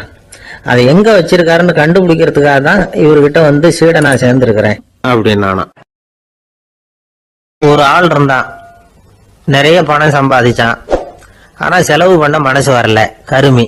அவன் என்ன பண்ணா, சேர்த்த பணம் பூராவையும் ஒரு மரத்தடியில புதைச்சி வச்சிருந்தான். வாரத்துக்கு ஒரு தடவை அந்த மரத்தடிக்கு வருவான். புதைச்ச இடத்த ஆவலோட பார்த்துக்கிட்டு இருப்பான். அதுக்கப்புறம் போயிடுவான். அவ்வளவுதான். ஒரு நாள் ஒரு திருடன் வந்தான். இவன் புதைச்சி வச்சிருந்ததெல்லாம் எடுத்துட்டு போட்டான். இது தெரிஞ்சு போச்சு. அந்த கருமி புலம்ப ஆரம்பிச்சுட்டான். இவன் புலம்பல கேட்டதும் அக்கம் பக்கத்துல இருந்தவங்க எல்லாம் ஓடி வந்தாங்க. என்ன விஷயம்னு விசாரிச்சாங்க. இவன் சொன்னான். ஒரு பெரியவர் கேட்டார், ஏப்பா, வாரம் இந்த இடத்த பாக்குறதாக சொன்னியே, எப்பவாவது இதுல இருக்கிற பணத்தை எடுத்து செலவு பண்ணிருக்கியா அப்படின்னு கேட்டார். நான் அப்பப்போ அதை பாக்குறது தான் வழக்கம், அதை தொட்டதே இல்லைன்னு அவன். சரி, அப்படின்னா இப்பவும் நீ அதே மாதிரி வாரம் ஒரு தடவை இந்த இடத்த பார்த்துட்டு போகலாமே அப்படின்னாராம் அந்த பெரியவர். அதுவும் சரிதானே, எவ்வளவு காலமானாலும் அவன் அந்த பணத்தை எடுத்து செலவு பண்ண போறதில்ல. அப்படி இருக்கிறப்ப உள்ளே பணம் இருந்தாலும் ஒண்ணுதான், இல்லாம போனாலும் ஒண்ணுதான். இதுல இருந்து என்ன புரியுதுன்னா, ஒருத்தர்கிட்ட இருக்கிற பணத்தை கொண்டு அவர் பணக்காரரா ஏழையா அப்படின்னு முடிவு செய்யறது சரியில்லை. அந்த செல்வத்தை அனுபவிக்கிற திறன், பயன்படுத்துற திறன், அதை வச்சுதான் அவர் ஏழையா பணக்காரரா அப்படிங்கிறத நிர்ணயம் பண்ணணும். அதுதான் சரி. செலவு பண்ண தெரியாதவன் சேகரம் பண்ணிட்டே இருக்கிறதுனால என்ன பிரயோஜனம்? தலைமுடியே இல்லாதவன் தாராளமா சீப்புகளை வாங்கி சேகரம் பண்றது மாதிரி தானே இது. சில சமயம் செலவு பண்ண நாம தயாரா இருந்தா கூட அந்த செல்வம் நமக்கு பயன்படுறதில்ல. அரேபியாவில் ஒரு நகை வியாபாரி விலை உயர்ந்த முத்துக்களை எல்லாம் அவர் வச்சு வியாபாரம் பண்ணிட்டு இருந்தார். அவர் ஒரு சமயம் ஒரு பாலைவனம் வழியா போயிட்டு இருக்கிறார் ஒட்டகத்துல. அப்போ திடீர்னு கடுமையான புயல் வீச ஆரம்பிச்சுட்டுது. திசை தவறி இவர் எங்கேயோ வந்துட்டார். கூட வந்தவங்களையும் காணல, எங்க போனாங்களோ தெரியல. இவர் ரொம்ப பயந்து போய் அங்கேயும் எங்கேயுமா அலைஞ்சு திரியிறார். வழியே தெரியல. பசி கடுமையாயிட்டுது. ஒட்டகத்து முதுகுல ஒரு மூட்டை இருந்தது. அதை பிரிச்சு பார்த்தார். உள்ள ஏதாவது இருக்கான்னு தேடி பார்க்கறார். அது வரைக்கும் கண்ணில் தட்டுப்படாத அபூர்வமான ஒரு பை கண்ணில் பட்டுது. ஆஹா, அதுல ஏதாவது சாப்பிட்றதுக்கு இருக்கும் அப்படின்னு நினைச்சு ஆவலா அதை பிரிச்சு பார்க்கறார். அந்த பையில விலை உயர்ந்த முத்துக்கள் நிறைய இருந்துதான். அப்பதான் அவர் நினைச்சாராம், விலை உயர்ந்த முத்துக்கள் கூட சாப்பிட்றதுக்கு உணவாக முடியாது அப்படிங்கிறத புரிஞ்சுக்கிட்டாராம். எந்த நேரத்துல எது நமக்கு தேவையோ அது நமக்கு தாராளமா கிடைக்கணும். அப்படி அது கிடைக்கிறதுக்கு நம்ம கிட்ட இருக்கிற செல்வம் பயன்படணும். அது நமக்கும் பயன்படலாம், நம்ம மூலமா அடுத்தவங்களுக்கும் பயன்படலாம். அதுதான் செல்வத்தின் பயன். ஒரு மரத்தடியில ஒருத்தன் உட்காந்து அழுதுகிட்டு இருந்தான். அந்த பக்கமா வந்த இன்னொருத்தன் ஏப்பா அழுதுகிட்டு இருக்கிறேன்னு கேட்டான். இந்த இடத்துலதான் பூமிக்கு அடியில பணம் இருக்குது, புதைச்ச இடம் தெரியல, அதான் அழறேன் அப்படின்னா. நல்லா ஞாபகப்படுத்தி பாரு, எந்த இடத்துல புதைச்ச அப்படின்னு கேட்டான் இவன். அது எப்படி எனக்கு தெரியும், புதைச்சு வச்சிருக்கிறவன் நான் இல்லையே, எங்க எதிர்த்து வீட்டுக்காரன் அப்படின்னானா இவன். அந்த ஆளு என்ன கண்ணா பண்ணான்னு திட்டி விட்டான் சார், அதை நினைச்சா எனக்கு ரொம்ப வருத்தமா இருக்கு அப்படின்னு சொல்லி கவலைப்பட்டார் ஒருத்தர். இதுல கவலைப்படுறதுக்கு என்ன இருக்குது அப்படின்னாரு ஒரு பெரியவர். அவர் ஒரு மகான். என்ன சார் இப்படி சொல்றீங்க, ஒருத்தர் நம்ம பார்த்து திட்டுனா வருத்தமா இருக்காதா அப்படின்னார். அது எப்படி வருத்தமா இருக்கும், திட்டுறதுங்கிறது என்ன, அது வெறும் சத்தம் தானே அப்படின்னார் அந்த பெரியவர். நம்ம ஆளுக்கு தலையை பிச்சுக்கலாம் போல இருந்தது. இருக்காது அப்படின்னா நமக்கு அப்படித்தானே தோணுது. அந்த பெரியவர் சொல்றது ரொம்ப பெரிய விஷயம். அதை நாம புரிஞ்சிக்க முயற்சி பண்ணலாம்னா நடைமுறை வாழ்க்கைக்கு அது ஒத்து வர்றது மாதிரி தெரிய மாட்டேங்குது. இருந்தாலும் அந்த பெரியவர் அதுக்கு என்னதான் விளக்கம் கொடுக்கறாருன்னு பாப்போமே. ஒரு ரயில் போயிட்டு இருக்கு, அதுல ஒரு சாது போயிட்டு இருக்கார். அந்த ரயில் அவரு ஹரித்வாரம் போயிட்டு இருக்காரு. அவரு ரயில்ல ஏகப்பட்ட கூட்டம். நம்ம ஊர் ரயில் கேட்க வேணும், டிக்கெட் வாங்கிட்டு கொஞ்சம் பேர், வாங்காத கொஞ்சம் பேர். அது என்னத்துக்கு அனாவசியமா டிக்கெட் அப்படிங்கிற நினைப்புல பாதி பேர். இந்த கூட்டத்துக்கு மத்தியில அந்த சாதுவும் போயிட்டு இருக்கிறார். உட்கார்றதுக்காக இருந்த இடத்துல ஒரு ஆள் படுத்திருக்கிறான். கொஞ்சம் முரட்டு ஆசாமி. அவன் காலு பக்கத்துல கொஞ்சோண்டு இடம் பாக்கி இருந்தது. அந்த இடத்துல இந்த சாது உட்காந்துருந்தார். மெதுவா உட்காந்துக்கிட்டார் போய். ஆனா அந்த ஆளு ராத்திரி பூரா இவரை காலால உதச்சிக்கிட்டே இருக்கிறான். அது இவருக்கு ரொம்ப அவமானமா பட்டது. அதனால துக்கம் ஏற்பட்டது. இருந்தாலும் அதை ஒரு மாதிரியா சகிச்சுக்கிட்டே இவர் வந்து சேர்ந்தார். பொழுது விடிஞ்சது. அந்த சாது ஹரித்வார் வந்து சேர்ந்தார். அங்க ஒரு பெரிய ஞானியை சந்திச்சார். ராத்திரி ரயில்ல அந்த ஆளு உதைச்சதையும் அதனால தனக்கு ஏற்பட்ட துக்கத்தையும் இந்த சாது அந்த ஞானி கிட்ட சொன்னார். சொல்லிவிட்டு, ஏன் சுவாமி, எனக்கு துக்கம் ஏற்பட்டதே அது தப்பா அப்படின்னு கேட்டார். தவறுதான் அந்த ஞானி. உனக்கு இன்னமும் தேக அபிமானம் போகலைங்கிறது தான் அது காட்டுது. அஷ்டாவக்கிரர் என்ன சொல்றார் தெரியுமா, உண்மையான ஞானி யாராவது தன்னை வந்தனை செய்தால் அதற்காக சந்தோஷப்பட மாட்டார், யாராவது நிந்தனை செய்தால் அதற்காக வருத்தப்பட மாட்டார் அப்படின்னு சொல்றார். நிந்தனைங்கிறது ஒரு ஒலி தான். தேகாபிமானம் இருக்கிற வரைக்கும் இந்த ஒலி நம்மளை வேதனைப்படுத்தும். நான் தேகம் இல்லை, ஆத்மா அப்படிங்கிற நினைவு இருந்தா இந்த ஒலி நம்மளை பாதிக்காது. மனு என்ன சொல்றார் தெரியுமா, ஒரு சாதகன் பாராட்டுதலை விஷம்னு நினைச்சு பயப்படணும், அவமானத்தை அமிர்தம்னு நினைச்சு சந்தோஷப்படணுங்கிறார். அவமானப்பட்டா கவலைப்படாம எப்படி இருக்க முடியும் அப்படின்னு தான் நமக்கு தோணும். அதனாலதான் நம்மள யாரும் இதுக்கு உதாரணமா யாரையும் காட்ட முடியல. புத்தரையும் கபீரையும் உதாரணமா காட்டுறாங்க. அவங்களுக்கெல்லாம் அவமானம் ஏற்பட்டப்போ கவலையே படலையாம். புத்தரை அவமானப்படுத்தணுங்கிறதுக்காக கௌசாம்பி ராணி ஒரு இளம் பெண்ணை கொலை பண்ணி சடலத்தை புத்தர் குடிசைக்கு முன்னாடி போட சொன்னார். போட்டாங்க. புத்தர் தான் அந்த பொண்ணை கெடுத்து கொலை பண்ணி விட்டாருன்னு எல்லாரும் நினைச்சாங்க. ஆனா புத்தர் இதை பத்தி கவலையே படல. அப்புறமா உண்மை தெரிஞ்சதும் புத்தர் புகழ் இன்னும் அதிகமாயிட்டது.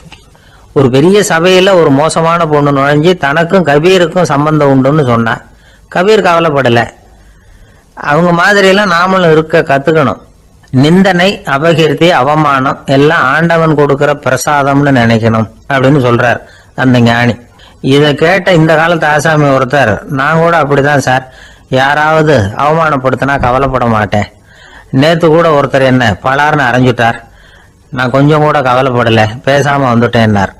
ஏன் அப்படி வந்துட்டீங்க அப்படின்னு. அவர் அரைஞ்சதுலேயும் ஒரு அர்த்தம் இருந்தது, அதனாலதான் அப்படி வந்துட்டேன்னார். ஏன் அரைஞ்சாருன்னு கேட்டேன். 10 வருஷத்துக்கு முன்னாடி 15 ரூபா அவர்கிட்ட கடன் வாங்கினேன், அதை கேட்டு கேட்டு பார்த்துட்டு கடைசியா தான் அரைஞ்சார் அப்படின்னார். ஆண்டவனுடைய பிரசாதம் இவருக்கு அடிக்கடி கிடைக்கும் போல இருக்கு. ஒரு பல்கலைக்கழகம், அங்க ஒரு இலக்கிய பேராசிரியர், அவர் பாடம் நடத்திட்டு இருந்தார். ராபர்ட் பிரௌனிங் எழுதிய கவிதைகளை பத்தி சொல்லிட்டு இருக்கிறார். மாணவர்களும் ரொம்ப அக்கறையா அதை கேட்டுக்கிட்டு இருக்கிறாங்க. ஒரு குறிப்பிட்ட கவிதையை பத்தி சொல்லும் பொழுது அந்த பேராசிரியருக்கே ஒரு சந்தேகம். அதாவது அந்த கவிதையின் சரியான அர்த்தம் என்னங்கிறதுல சந்தேகம். பேராசிரியர் யோசனை பண்ணார். அந்த கவிதையை முழுசா புரிஞ்சுக்க முடியல. அதனால மாணவர்களை பார்த்து சொன்னார், மாணவர்களே, ஒரு நாள் பொறுத்துங்க, இந்த கவிதையை எழுதின கவிஞர் எங்க வீட்டுக்கு பக்கத்துல தான் இருக்கிறாரு. இன்னைக்கு சாயந்தரம் நான் அவரை நேரிலேயே போய் பாக்குறேன், பார்த்து இதுக்கு என்னங்க அர்த்தம்னு கேட்டுட்டு வந்துடுறேன், அதுக்கப்புறம் உங்ககிட்ட சொல்றேன் அப்படின்னாரா. அன்னைக்கு சாயந்தரமே அந்த பேராசிரியர் கவிஞரை தேடிட்டு போயிட்டார். கவிஞர் அவங்க வீட்டுல அவர் பாட்டு உட்காந்துருந்தாராம். இவரு போய் அவர் முன்னாடி உட்கார்ந்தார். அப்புறம் கேட்டார், ஐயா, அந்த கவிதையின் முழு பொருள் என்னன்னு தெரிஞ்சுட்டு போறதுக்காக வந்திருக்கிறேன் அப்படின்னாராம். எந்த கவிதை அப்படின்னாராம் அவரு. இவர் அந்த கவிதையை சொல்லியிருக்கார். கவிஞர் கொஞ்சம் யோசனை பண்ணிவிட்டு அப்புறம் சொன்னாராம், பேராசிரியரே, நீங்க கொஞ்சம் தாமதமா வந்துட்டீங்கன்னாராம். இவருக்கு ஒன்றும் புரியல. நீங்க என்ன சொல்றீங்க, நான் தாமதமா வந்துட்டேன்னா? நீங்க தான் உயிரோட இருக்கிறீங்களே, அப்படி இருக்கும்போது நான் தாமதமா வந்துட்டேன்னா அது எப்படி அப்படின்னு இவர் குழம்பி இருக்கிறார். இப்ப கவிஞர் சொன்னாராம், ஐயா, நான் உயிரோட இருக்கிறேன்னா இல்லையாங்கிறது முக்கியம் இல்லை. நான் அந்த கவிதை வரிகளை எழுதினப்போ 2 பேருக்கு அதோட அர்த்தம் தெரிஞ்சிருந்தது. இப்போ ஒரே ஒருத்தருக்கு தான் அதோட அர்த்தம் தெரியும் அப்படின்னாராம். பேராசிரியர் யோசனை பண்ணியிருக்கார். அப்படின்னா அந்த ஒருத்தர் கவிஞர் ராபர்ட் பிரௌனிங்கை தவிர வேற யாரா இருக்க முடியும்? இவர் தான் அப்படிங்கறத அவர் மனசுல நினைச்சுக்கிட்டார். அதனால சொன்னார், ஐயா, நான் தாமதமா வரல, அந்த கவிதையின் பொருள் என்ன அது சொல்லுங்கன்னார். பேராசிரியரே, நான் சொல்றது உங்களுக்கு புரியலன்னு நினைக்கிறேன். நான் இந்த வரிகளை எழுதினப்போ 2 பேருக்கு அதோட அர்த்தம் தெரிஞ்சிருந்தது. அந்த 2 பேர் யாருன்னா, ஒருத்தர் ராபர்ட் பிரௌனிங், அதாவது நான், இன்னொருத்தர் கடவுள். இப்போ அது கடவுளுக்கு மட்டும்தான் தெரியும். நானே இதை பத்தி பல தடவை யோசனை பண்ணி பார்த்தேன். இது ரொம்ப அழகானது, ஆனாலும் ரொம்ப வழுக்கலானது. அதை பிடிச்சிட்டோம்னு நினைச்சிட்டு இருக்கும் போதே காத்து மாதிரி அது உங்ககிட்ட இருந்து ஓடி போயிடுது. எனக்கு ரொம்ப வருத்தமா தான் இருக்குது. நிச்சயமா நான் தான் இந்த வரிகளை எழுதியிருக்கிறேன். அதுல அர்த்தம் இருக்குங்கிறது எனக்கு தெரியும், அதை நான் உணர்றேன். ஆனா நீங்க என்ன மன்னிக்கணும், எனக்கே கூட அதை என்னால விளக்க முடியல. அப்படி இருக்கும்போது உங்களுக்கு எப்படி அதை நான் விளக்க முடியும் அப்படின்னு அந்த கவிஞர். அனுபவிக்கப்படக்கூடிய எல்லாமே விளக்கப்படக்கூடிய ஒன்றல்ல, விளக்கப்படும் எல்லாமே அனுபவிக்கப்படக்கூடிய ஒன்றல்ல அப்படிங்கிறது ஞானிகளுடைய கருத்து. அதுக்காக தான் அந்த சம்பவம். வாழ்க்கையில நீங்கள் தொடர்ந்து ஆய்வு செய்து கொண்டே இருக்கக்கூடிய விளக்கங்களை ஒருபோதும் அடைய முடியாத பரிமாணங்கள் இருக்கிறதுனாலதான் அது அலுப்பு தட்டாம இருக்குது.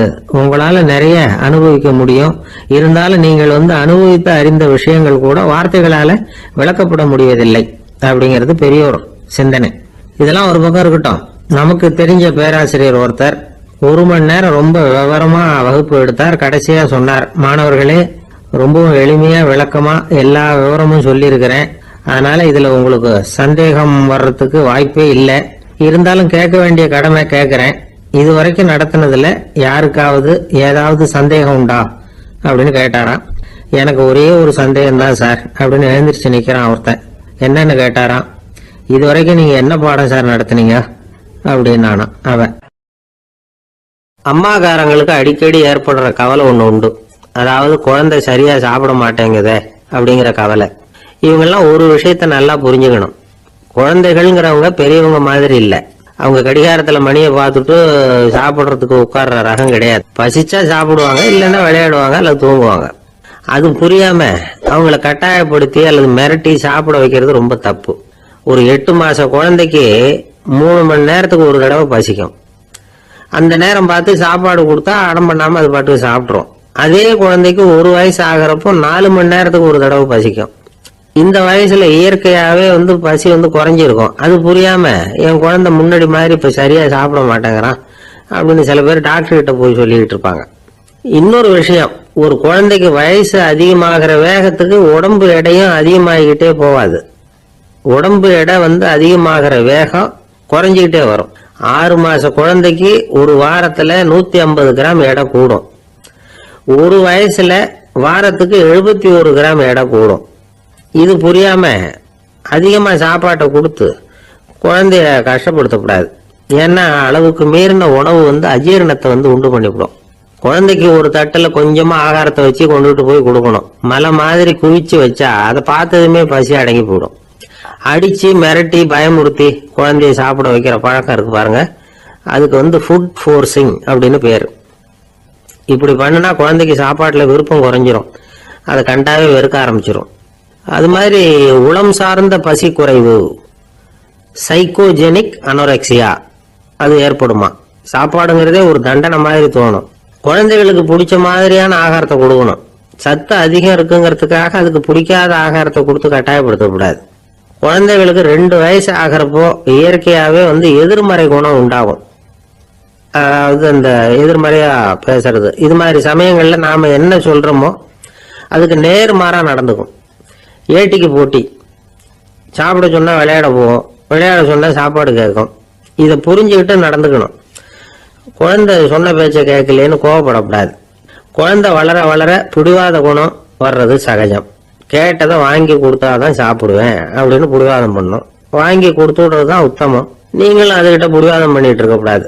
ஏன்னா கேட்டது கிடைக்கலையேங்கிற ஏமாற்றம் கூட குழந்தையோட பசியை குறைச்சிரும். கேட்டது கிடைச்சிட்டா பசி அதிகமாகும், கொடுத்ததை மலமலன்னு சாப்பிட்றோம். குழந்தைகளுக்கு கண்ட கண்ட நேரத்துல சாப்பிடறதுக்கு எதையாவது வாங்கி கொடுத்துக்கிட்டு இருந்தா சாப்பாட்டு நேரத்துல சாப்பிடாம அடம் பண்ண ஆரம்பிச்சிடும். பள்ளிக்கூடம் போற பிள்ளைங்க காலை உணவை சரியா சாப்பிட மாட்டாங்க. அச்சம், அவசரம், பரபரப்பு இதெல்லாம் தான் காரணம். பள்ளிக்கு புறப்படுறதுக்கு ஒரு 3/4 மணி நேரத்துக்கு முன்னாடியே சாப்பாடு போட்டுருங்க, அது சரியா போடும். படிக்கிற குழந்தைகள் உடல் சோர்வு, மனச்சோர்வு இது காரணமா கூட சாப்பிட மறுக்கிறது உண்டு. இப்போ உதாரணமா சாயந்தரம் விளையாடி விட்டு வீட்டுக்கு வந்ததும் சாப்பிட சொன்னா வேணாம்பாங்க. இது உடல் சோர்வு. ரொம்ப நேரம் வீட்டு பாடங்களை செஞ்சு முடிச்ச கையோடு சாப்பிட சொன்னாலும் அவங்களால சரியா சாப்பிட முடியாது. இது உளச்சோர்வு, அதாவது மனச்சோர்வு. இதை தவிர குழந்தைகளுக்கு உடல் நல குறைவு ஏற்பட்டா கூட சாப்பிட மறுக்கிறது உண்டு. சில மருந்து மாத்திரைகள் கூட பசியை குறைச்சிரும்.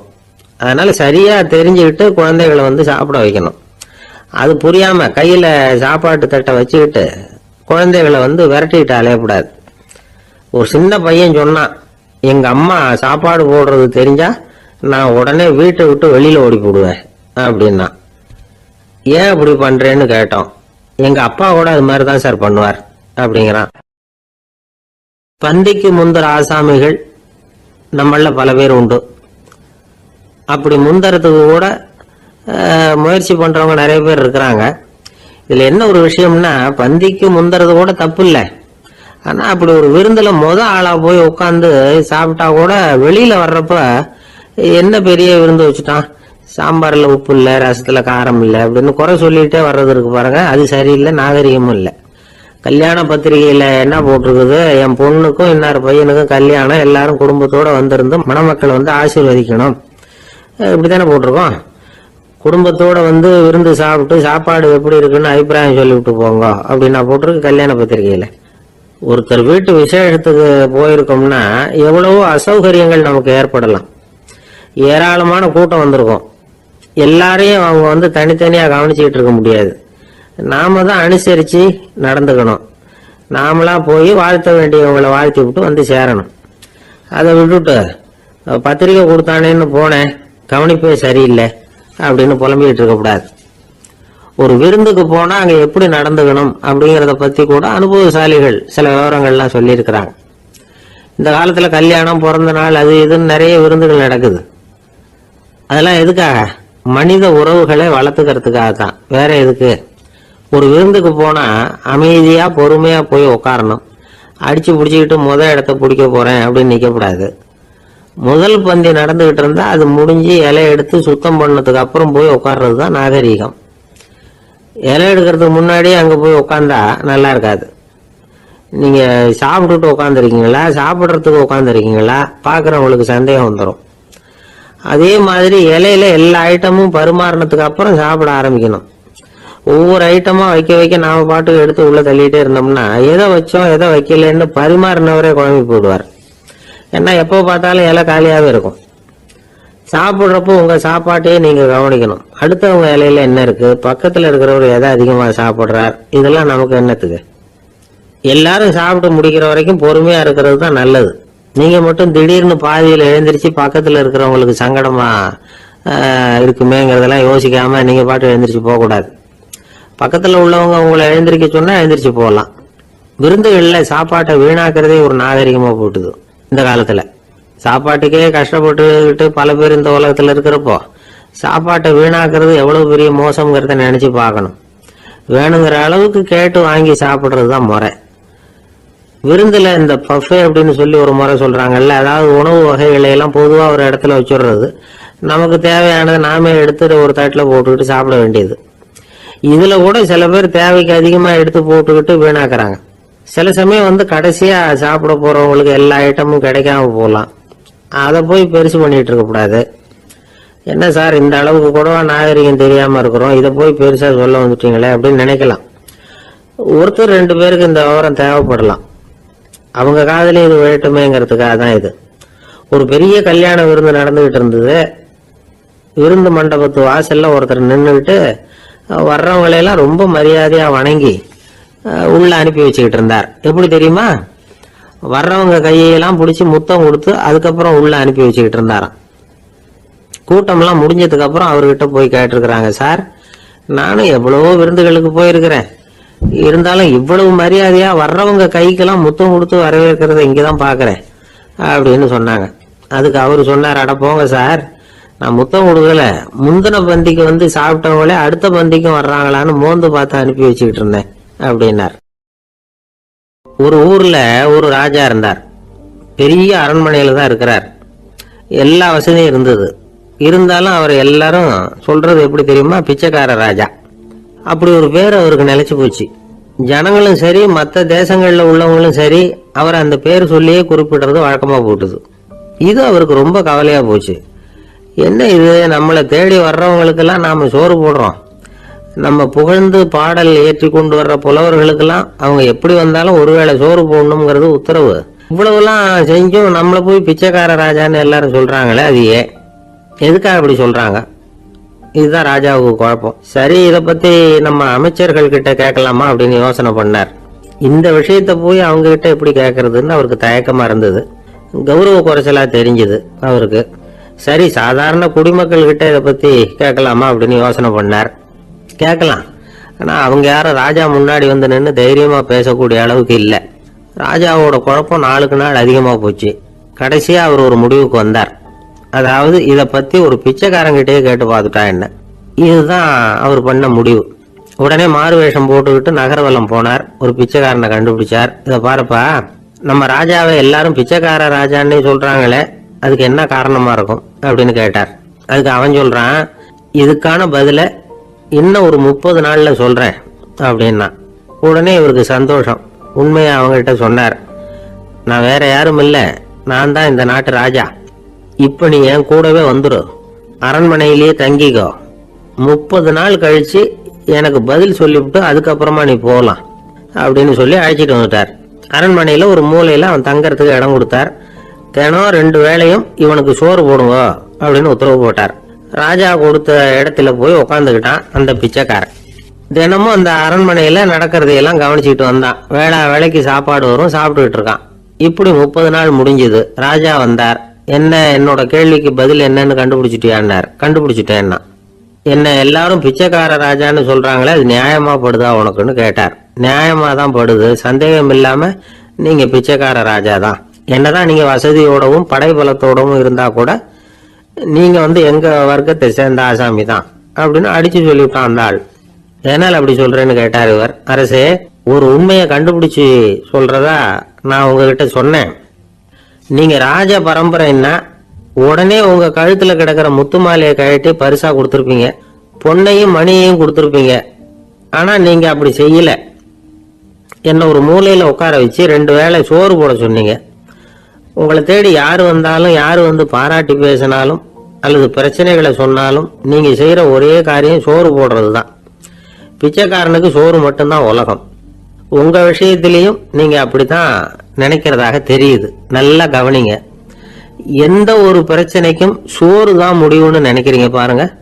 நீங்க சந்தேகம் இல்லாத எங்களை சேர்ந்த ஆளுதான் அப்படின்னு அந்த பிச்சைக்காரன். அதுக்கப்புறம் தான் அந்த ராஜா தன்னுடைய தவறுகளை எல்லாம் தேர்த்திக்கிட்டாராம். பசின்னு வர்றவங்களுக்கு சோறு தான் போடணும், அது தப்பு இல்ல.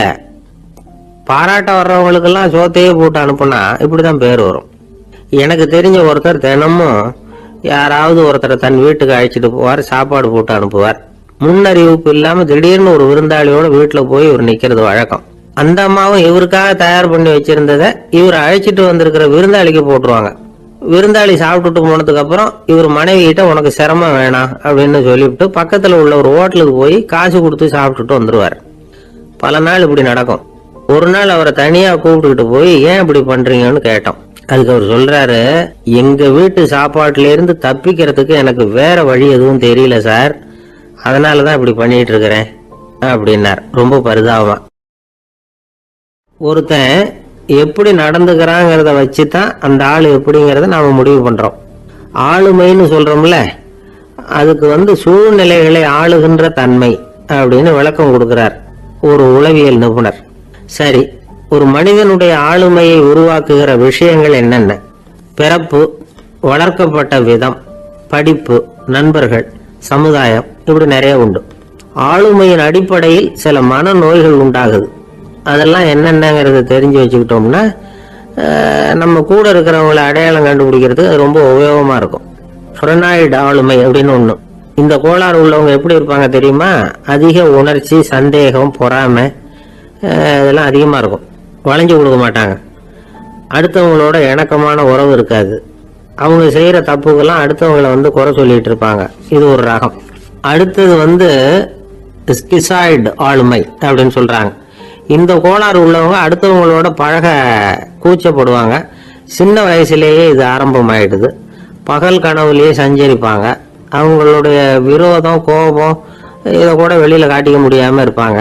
இவங்களுக்கு அகமுகம், பிரச்சனைகள்ல இருந்து ஒதுங்கி எதுலேயும் ஈடுபாடு இல்லாதவங்களா இருப்பாங்க. இப்படி ஒரு ரகம். அடுத்தது சைக்ளோதமிக் ஆளுமை அப்படின்னு சொல்றாங்க. அது என்னன்னா உணர்ச்சிகள்ல ஏற்றத்தாழ்வு அதிகமா இருக்குமா.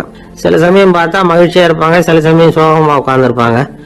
அவங்க மனநிலைக்கு தகுந்த மாதிரி சமூக நிகழ்ச்சிகள்ல பங்கெடுத்துக்குவாங்க. இன்னொரு வகை என்னன்னா எண்ண பீடிகை ஆளுமை அப்படின்னு பேர் வச்சிருக்கிறாங்க. அதுக்கு இவங்களுக்கெல்லாம் கரெக்டா இருக்கணும், எல்லாம் சட்டத்திட்டம், இதுலயும் ஒரு ஒழுங்குமுறை, இப்படி எதிர்பார்க்கிற மனோபாவம். இவங்க எதிர்பார்ப்புக்கும் அரண்முறைக்கும் மற்றவங்க கட்டுப்படணும்னு நினைப்பாங்க. இந்த நிலைமை நீடிச்சா என்ன ஆகும் தெரியுமா? அலைக்கழிக்கிற எண்ணங்கள் திரும்ப திரும்ப ஒரே செயலை செய்ய தூண்டுற மன தளர்ச்சிக்கு ஆளாயிடுறாங்க. அடுத்தது ஹிஸ்டீரியா ஆளுமை. சின்ன விஷயத்தையெல்லாம் பெருசுபடுத்தி நாடகமாக்குற நடிகர்கள் இவங்க. உணர்ச்சி அதிகம் உள்ளவங்க. இவங்க மன எழுச்சியில பக்குவமின்மை, குழந்தைத்தனம், முதிர்ச்சியின்மை எல்லாம் இருக்கும். தன்னலம் மிக்க குணம். பிறர் தன்னை மட்டுமே கவனிக்கணும்னு நினைச்சு செயல்படுறது, இதெல்லாம் இவங்க அடையாளம். அடுத்த ரகம் எப்படின்னா வளர்ச்சியற்ற ஆளுமைன்னு சொல்றாங்க. அடுத்தவங்களோட இணங்கி போக முடியாதவங்க, அறிவு, மன எழுச்சி, சமூக உறவு இதுல எல்லாம் போதுமான வளர்ச்சியையும் நிறைவையும் பெற முடியாதவங்க. இவங்களால வாழ்க்கையில முன்னேற முடியாது. பிச்சைக்காரங்க, குற்றவாளிகள், இவங்க கிட்ட எல்லாம் இது மாதிரியான ஆளுமை அதிகமா இருக்குமா. அடுத்தது என்னன்னா சோர்வுடைய ஆளுமை. எதுலயும் உற்சாகம் இல்லாம சோர்ந்து போயிருப்பாங்க. அதுக்கெல்லாம் நமக்கு வலிமை இல்லப்பா அப்படின்னு சொல்லிட்டு இருப்பாங்க. சின்ன விஷயங்களுக்கெல்லாம் அதிர்ச்சி அடையிறது, வாழ்வின் சுவையை அனுபவிக்க முடியாதவங்க. இன்னொரு ரகம் இது கொதித்தெழும் ஆளுமைங்கிறாங்க. எதுக்கு எடுத்தாலும் ஆத்திரம், குரோதம், வன் செயல் இதுல எல்லாம் ஈடுபாடு, இப்படி உள்ளவங்க. நத்தை வகை ஆளுமை அப்படின்னு ஒண்ணு. அடுத்தவங்க மேல விரோதம் இருக்கும், அடிக்கணுங்கிற எண்ணம் இருக்கும்.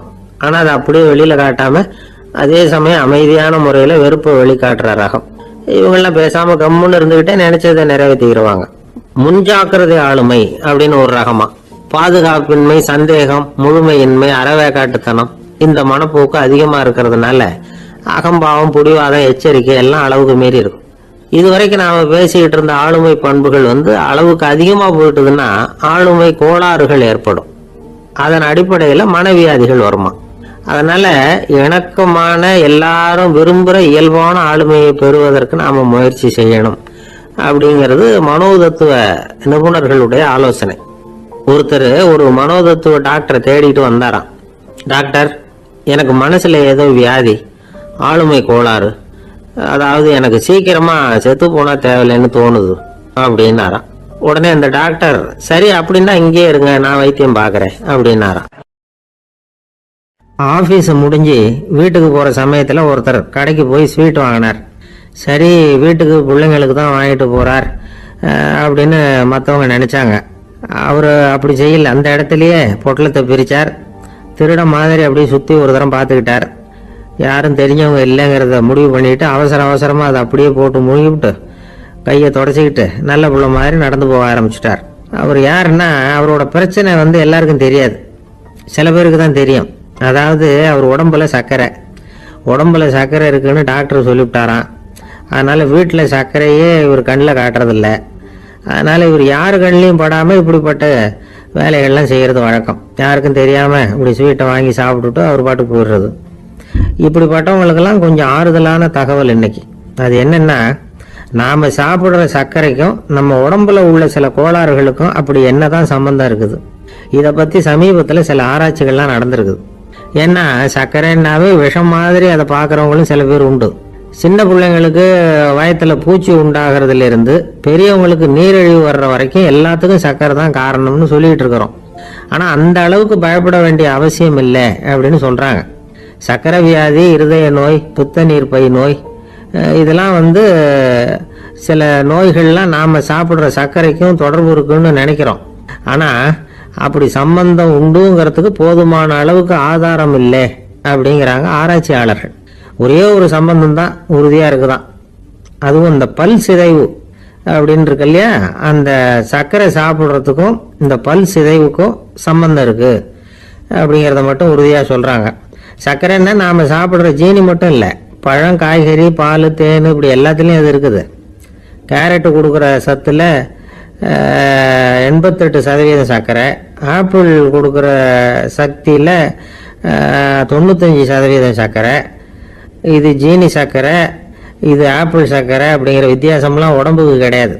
ரெண்டுமே உடனடியாக சக்தி கொடுக்குது. ஒரு ஸ்பூன் சர்க்கரையில் 16 கலோரி தான் சத்து இருக்குது. அதிகமாக சர்க்கரை சாப்பிட்டா நீரிழிவு வந்துருங்கிறது தப்பான ஒரு அபிப்பிராயம். டயபெட்டிஸுங்கிறது ஒரு மெட்டபாலிக் டிசார்டர், அவ்வளவுதான். அதாவது நாம சாப்பிட்ற சர்க்கரையை நம்ம உடம்பு திறமையாக உபயோகப்படுத்திக்க முடியல அப்படின்னு அர்த்தம். அதனால தான் அதிகமாக இனிப்பு வேணாம்னு சொல்கிறோம். ஏற்கனவே உடம்பால முடியாத ஒன்றை மறுபடியும் அது தலையில் சுமத்தி அதிகமாக வேலை வாங்க வேணாமே அப்படிங்கிறதுக்காக தான். ஆகாரத்தில் அதிகமாக சர்க்கரை இருந்தால் அதனால் உடனே சர்க்கரை வியாதி வந்துடும்ங்கிறதுக்கு விஞ்ஞான ரீதியாக போதுமான ஆதாரம் இல்லை. அதனால் எப்போவாவது அதிகமாக ஸ்வீட்டு சாப்பிட்டுட்டா ஐயோ அதிகமாக சாப்பிட்டோமோ என்ன பண்ண போதோ தெரியலையே அப்படின்னு நினச்சி மனசை போட்டு குழப்பிக்க வேண்டியதில்லை. பொதுவாக எதுவுமே அதிகமாக வேண்டாம், எல்லாம் சீராக இருந்தால் போதும். நீரிழிவுங்கிறது புதுசாக வந்துட்ட ஒரு நோய் இல்லை, ரொம்ப காலமாகவே இருக்கிற ஒன்று தான். நம்ம முன்னோர்கள் இதை மதுமேகம் அப்படின்னு சொல்லுவாங்க. அதை கட்டுப்படுத்துறதுக்கு அவங்களே சில வழிமுறையை சொல்லி வச்சிருக்கிறாங்க. அது என்னென்னா வேற ஒன்றும் இல்லை, இந்த பாவக்காய், முள்ளங்கி, அருகம்புல், அவ்வளவுதான். வெள்ளை முள்ளங்கி இருக்குல்ல, அதை வாரத்துக்கு 3 நாள் சாப்பிட்டுக்கிட்டு வாங்க. நூலுக்கோல் ரொம்ப நல்லது. இல்லைன்னா முள்ளங்கி சாறு 1 ounce சாப்பிட்டுட்டு வரலாம். ரத்தத்தில் சேர்ற சர்க்கரை அளவு இதெல்லாம் கட்டுப்படுத்துது. சிறுநீரில் காணப்படுகிற சர்க்கரை அளவையும் சமநிலைப்படுத்துது. தினமும் ஆகாரத்தில் கோதுமை, கேழ்வரகு, வெந்தயம், கருவேப்பிலை, சோயாபீன்ஸ் எது கிடைக்குதோ சேர்த்துக்கலாம். இப்படிலாம் செஞ்சுக்கிட்டு வந்தால் அப்புறம் வீட்டுக்கு தெரியாமல் கடையில் போய் நின்றுக்கிட்டு ஸ்வீட் வாங்கி திருட்டுத்தனமாக சாப்பிட வேண்டிய அவசியமே உங்களுக்கு வராது. 2 ஆசாமிகள் கடற்கரையில் உட்காந்து சாவகாசமாக பேசிக்கிட்டு இருந்தாங்களாம். ஒருத்தர் சொன்னார், இன்னொருத்தருக்கு தெரியாமல் ஸ்வீட்டு சாப்பிட்றதே எப்பவும் இடைஞ்சல் தான் சார். நேற்றுக்கு பாருங்க அப்படிதான் சாப்பிட்டுக்கிட்டு இருந்தேன், வீட்டுக்காரி கண்ணில் போட்டுவிட்டுது, அதுக்கப்புறம் ஒரே ரகலையாக போச்சு அப்படின்னாரா. எனக்கு கூட அப்படிதான் சார் ஆயிட்டுது, ஒரே ரகலை அப்படின்னாரா இன்னொருத்தர். நீங்கள் சாப்பிட்டதும் உங்கள் வீட்டுக்காரங்க கண்ணில் போட்டுவிட்டுதா சார் அப்படின்னு கேட்டிருக்காரு இவர். அதுக்கு அவர் சொன்னாராம், அப்படி இல்லை சார், கடைக்காரர் கண்ணில் போட்டுட்டு நான் அவருக்கு தெரியாம அந்த ஸ்வீட்டை அவர் கடையில இருந்து எடுத்திருந்தேன் அப்படின்னு விளக்கம் கொடுத்தாராம் இந்த ஆள். ஒருத்தர் முகத்தை தொங்க போட்டுட்டு ஒரு மாதிரியா வந்தார். என்ன விஷயம்னு விசாரிச்சேன். என்னுடைய நண்பன் ஒருத்தங்கிட்ட கருத்து வேறுபாடு, இனிமே நமக்குள்ள எந்த சம்மந்தமும் வேணாம்னு நட்பை முறிச்சிட்டு வந்துட்டேன்னா. நண்பர்கள்னு இருந்தா கருத்து வேறுபாடு வரத்தான் செய்யும்னு. கருத்து வேறுபாடு வராம இருக்கிறதுக்கு ஏதாவது வழி உண்டா அப்படின்னு கேட்டாங்க. அதை பத்தி நிபுணர்கள் சில யோசனைகளை சொல்லியிருக்கிறாங்கன்னு. முதல் விஷயம் என்னன்னா, உங்க நண்பனுக்கு ஒரு செய்தி சொல்லணும்னா அதை நீங்களே நேரடியாக சொல்லுங்க, அல்லது உங்க கைப்பட கடிதம் எழுதுங்க. அதாவது நேரடி தொடர்பு முக்கியம். அதை விட்டுட்டு இன்னொருத்தர் மூலமா நண்பர்களுக்கு செய்தி அனுப்புனா நீங்க சொல்ற செய்தி அப்படியே போய் சேராது, அது சேதமாயிடும். கூட்டி குறைச்சி சொல்லிவிடுவாங்க, அது குழப்பத்தில் கொண்டாந்து விட்டுரும். இது ஒரு யோசனை. ரெண்டாவது யோசனை என்னன்னா, நீங்க ஒரு நல்ல காரியத்தை செய்யும் பொழுது உங்க நண்பரையும் சேர்த்துக்குங்க, அவருக்கும் அதுல ஒரு ஈடுபாட்டை உருவாக்குங்க. மூணாவது யோசனை, நம்ம பக்கத்தில் இருக்கிற நண்பர் மகிழ்ச்சி அடைகிற மாதிரி ஏதாவது செய்யணும். சின்ன சின்ன செயல்களாக இருந்தாலும் பரவாயில்ல, அவர் நமக்கு எதுவும் செய்யலையே, நாம் எதுக்கு செய்யணும் அப்படின்னு நினச்சிக்கிட்டு இருக்கக்கூடாது. நாலாவது யோசனை என்னன்னா, உங்களுக்கு ஒரு பிரச்சனையா அல்லது உங்கள் நண்பருக்கு ஒரு பிரச்சனையா, எதுவாக இருந்தாலும் 2 பேரும் சேர்ந்து உட்காந்து ஆலோசனை பண்ணுங்க. நம்ம யோசனையும் கேட்கப்படுதே அப்படிங்கிற நினைப்பே அவருக்கு ஒரு மன நிறைவை உண்டாக்குமா. 5வது யோசனை, உங்கள் நண்பர் ஏதோ ஒரு காரியத்தை செய்கிறார், நீங்கள் உடனே அவசரப்பட்டு நீ செய்யறது தப்புன்னு தீர்ப்பு சொல்லக்கூடாது. அவர் அதை செய்யறதுக்கான நியாயங்கள் எவ்வளோ இருக்கும், அதை புரிஞ்சுக்கிறதுக்கு முயற்சி பண்ணணும். 6வது யோசனை, உங்கள் நண்பர் என்ன சொன்னாலும் அதை பொறுமையாக கேளுங்க. அவர் சொல்கிறத புரிஞ்சுக்கணும், அவர் சொல்ல விரும்புகிறத புரிஞ்சுக்கணும், அவர் சொல்ல முடியாமல் தவிக்கிறதையும் புரிஞ்சுக்கணும். இப்படி 3 விதமாகவும் அவரை புரிஞ்சுக்கிட்டு அதுக்கு தகுந்த மாதிரி செயல்படணும். 7வது யோசனை என்னன்னா, உங்கள் நண்பர் உங்ககிட்ட ஏதோ ஒரு கருத்தை சொல்கிறார், அது உங்களுக்கு பிடிக்கல, அதுக்காக உடனே நீ சொல்கிறது சரியில்லை, நான் ஒத்துக்க மாட்டேன் அப்படின்லாம் மறுத்துக்கிட்டு இருக்கக்கூடாது. அவர் சொல்கிறத கேட்கணும், பொறுமையாக சிந்திக்கணும், அதுக்கப்புறம் பதில் சொல்லணும். இப்படிலாம் நடந்துக்கிட்டா நண்பர்களுக்குள்ள கருத்து வேறுபாடு வர்றதுக்கு வாய்ப்பே இருக்காது அப்படின்னு வல்லுநர்கள் தொகுத்து சொல்லியிருக்கிறாங்க இந்த யோசனைகளை. எனக்கு தெரிஞ்ச சில நண்பர்கள் உண்டு, அவங்களுக்குள்ளேயும் கருத்து வேறுபாடுகள் வராமல் இருக்கிறதுக்கு சில நுட்பங்களை கையாளுறது உண்டு. ஒருத்தர் சொன்னார், அந்த டாக்டர் சின்ன வயசுலேருந்து என் கூட பழகினவர்,